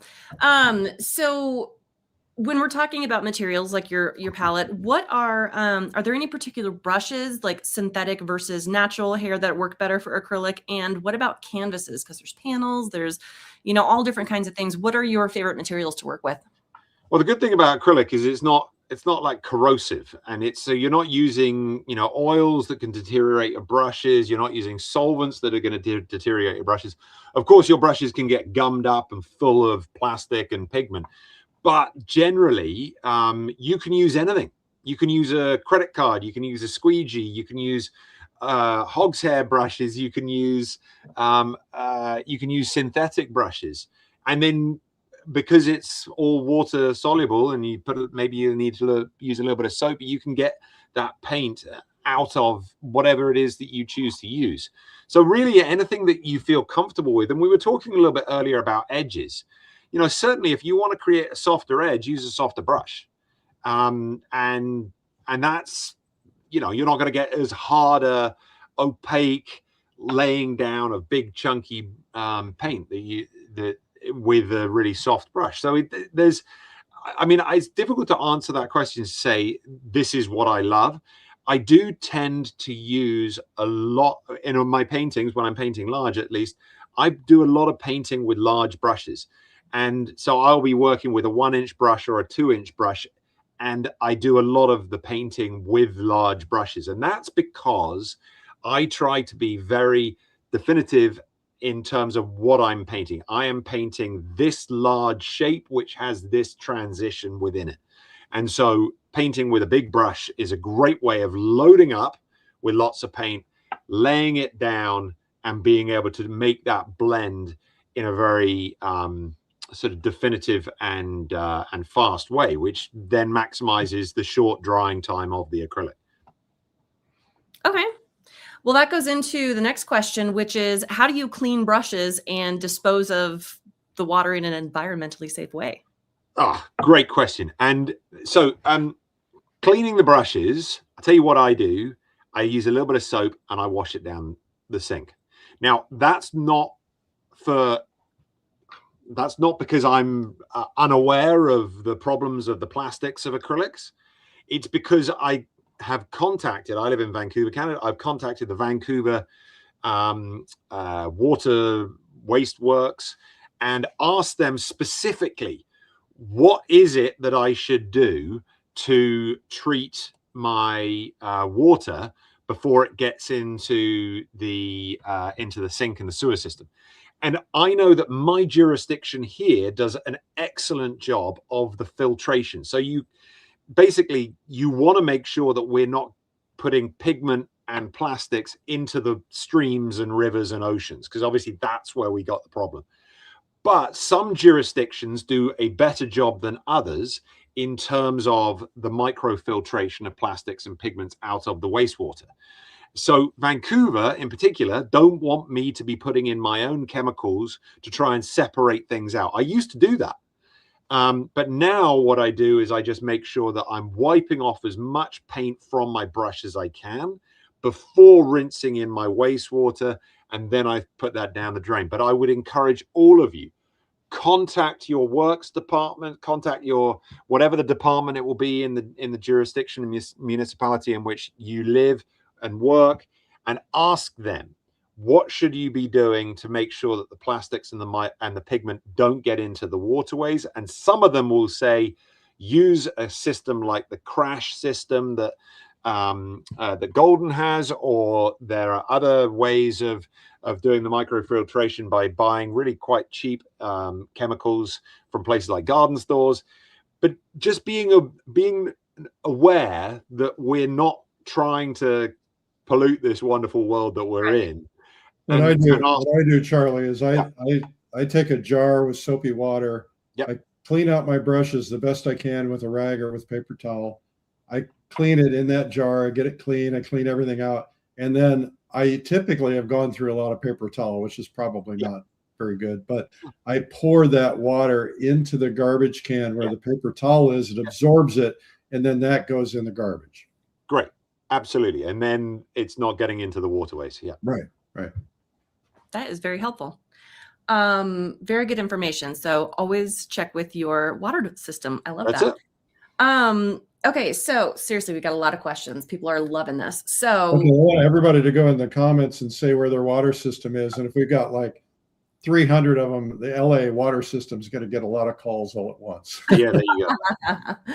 How do you varnish your paintings? Do you prefer glossy, matte? What's your approach to that?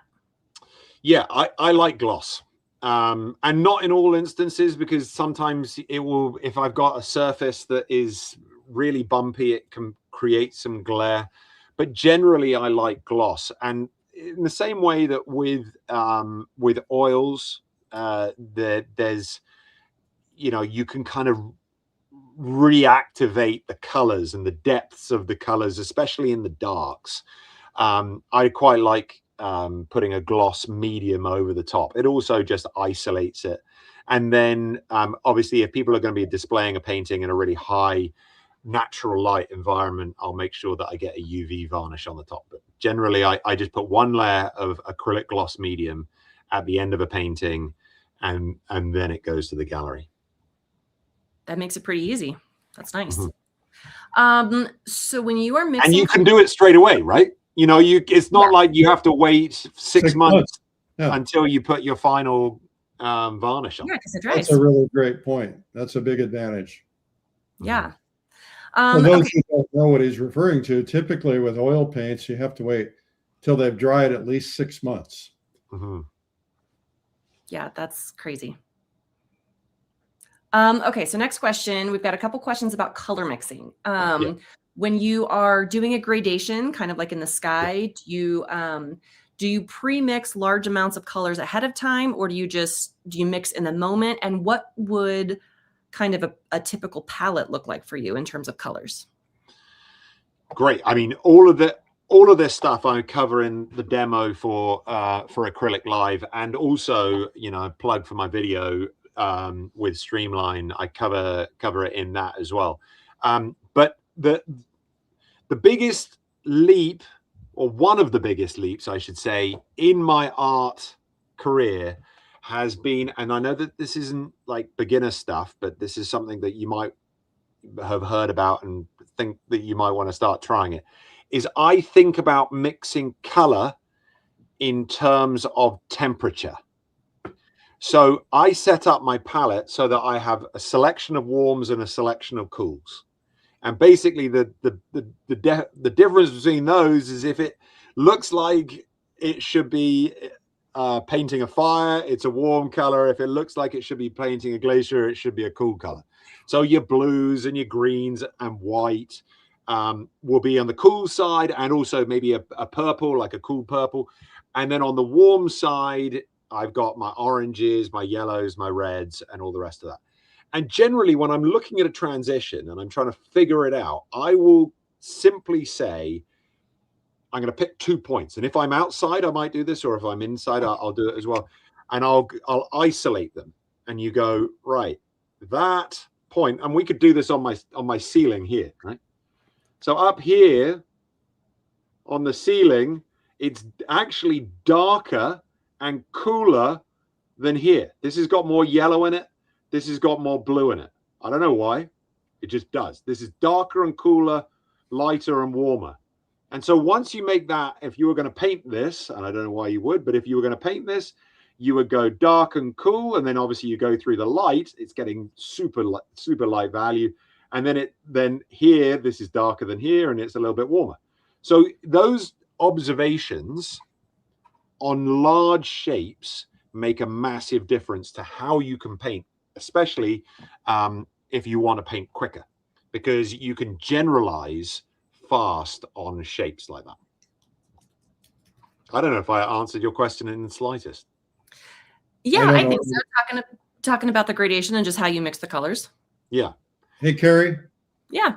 Since Charlie just mentioned the video he did with PaintTube TV, yeah, let's give one away right now. Okay, let's give it away. Give one away. Okay, let's look at the chat. Who wants a Charlie Easton video? Let's see here. This is Mastering Acrylic Landscapes, and this is actually a 2-in-1 video. You do a plein air and a studio painting in this, correct? I do, yeah. The one on the bottom was done on site in Austin, Texas, in a very hot, arid environment. But even within that, there's wet and wet transitions, and then the one above, I've got wet and wet transitions, and I've got dry edges. So it's like the edge control is obviously big on this kind of stuff, and being planned around that in acrylic is really important. Very cool. Okay, so they're coming in hot. Our winner is Erica DeHart. Congratulations, Erica DeHart. Yes, Erica. You are getting a video from Charlie Easton. Congratulations. So I picked one too. Okay. So this one, I don't know the name, but it's Jazz W4649.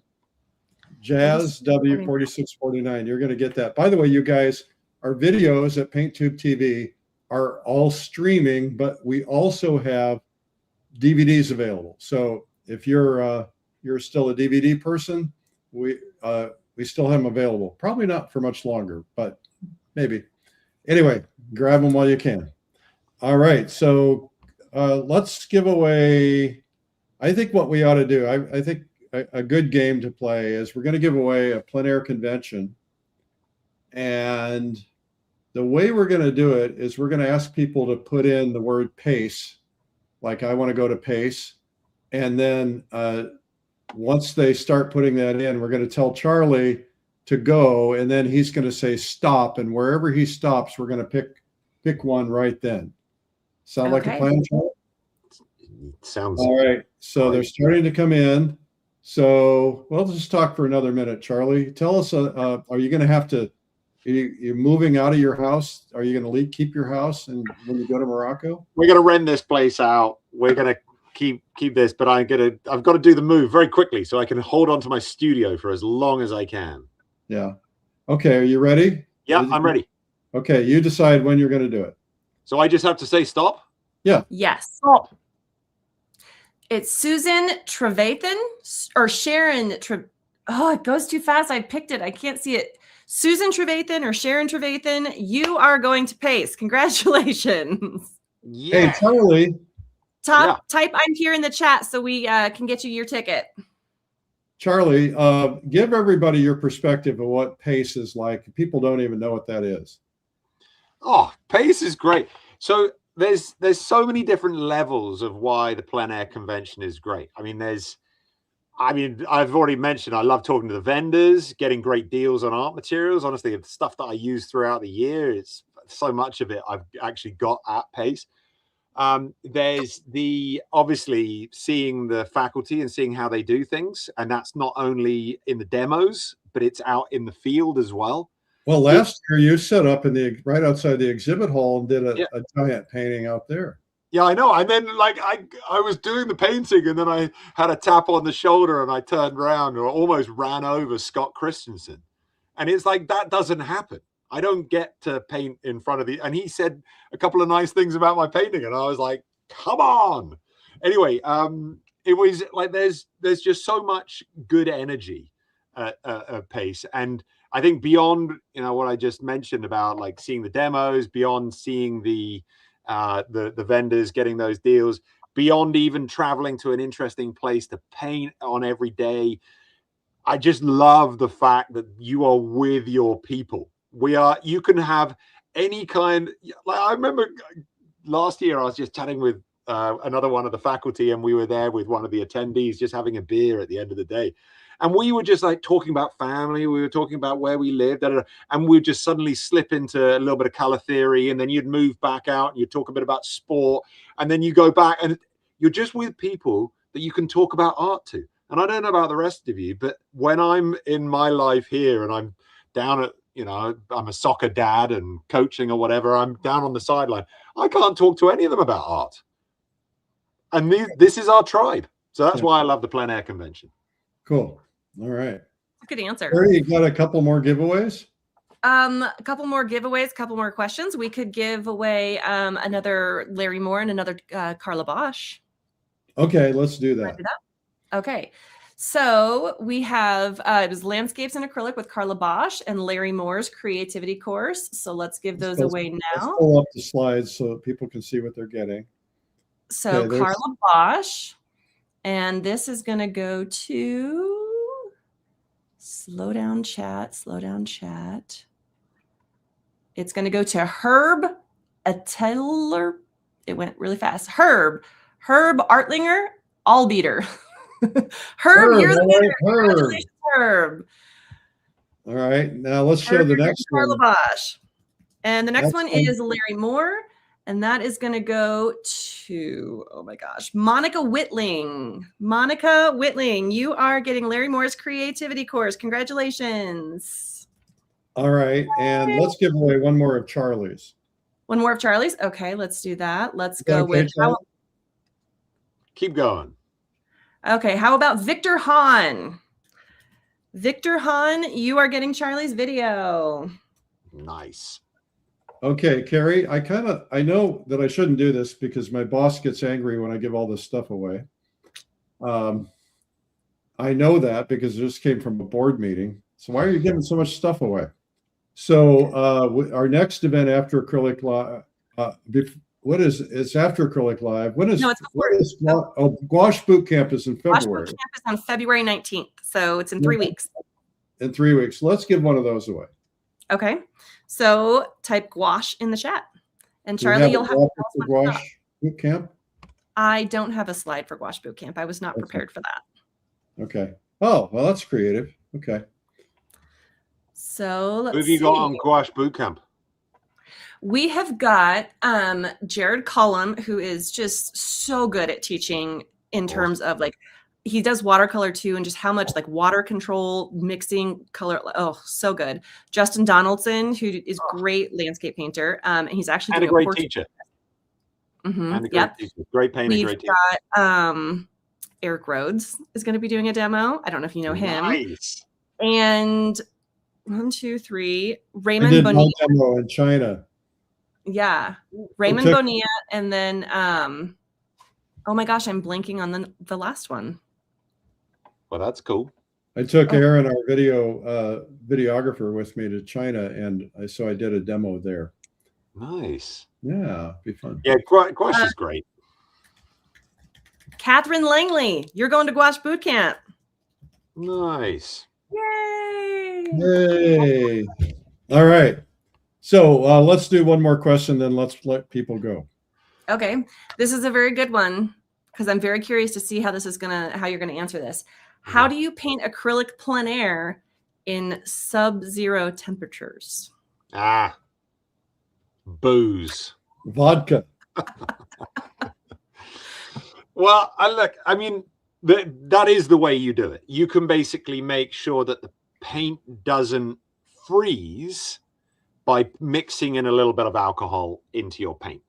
The reality is I don't do that because, as I said before, I paint in a lot of different mediums. And so if I'm going out in the snow, which I do quite a bit, I will take oil with me in that situation because I just don't, if you're painting, you're mixing acrylic with a little bit of alcohol, you're going outside, you're in the snow, you still have the same problem as an oil painting in that it won't dry outside unless it's really sunny day.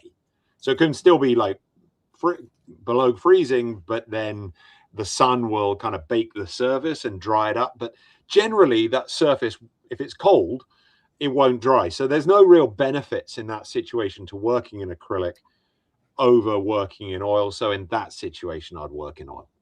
But that's how you do it. You just mix in a bit of acrylic. I mean, it's answer.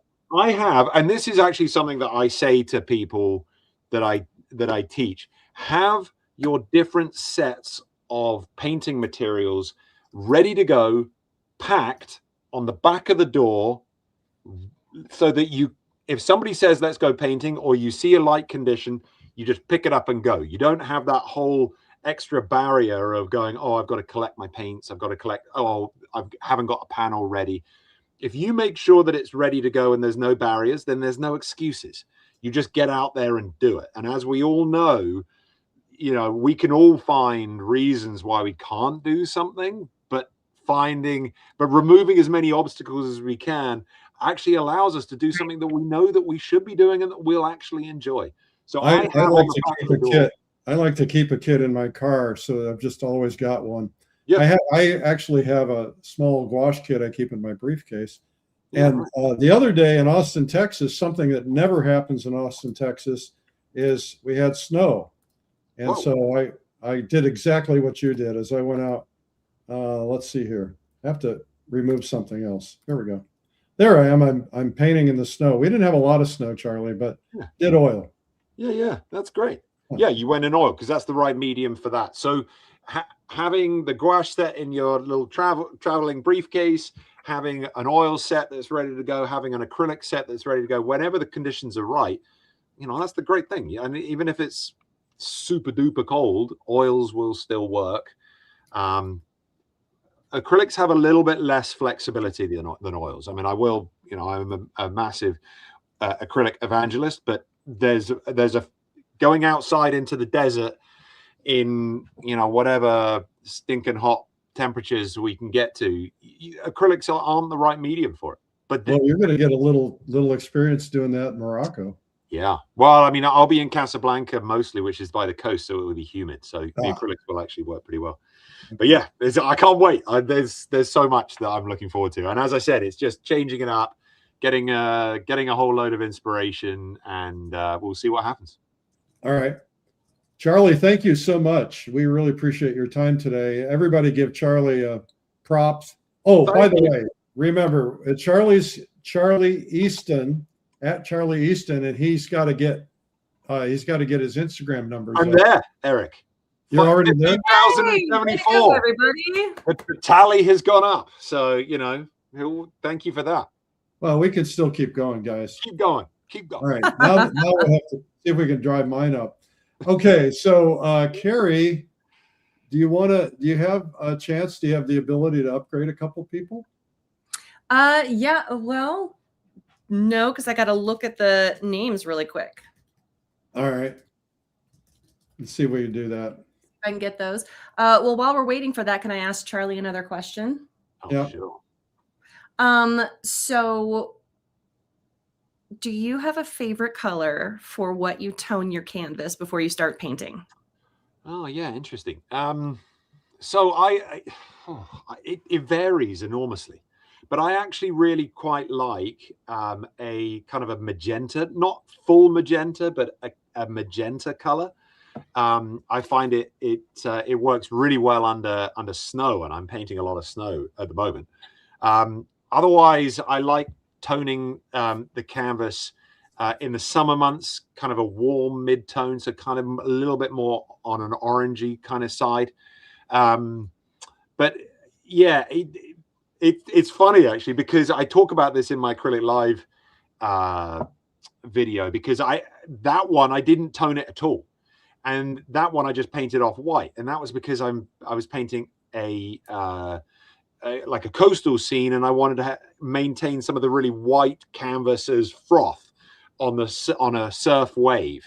So yeah, I generally, and this is the benefit of acrylic, like to tone for the painting that I'm doing, rather than blanket toning everything and then always working off the same one. So as I mentioned before, acrylics is about layering.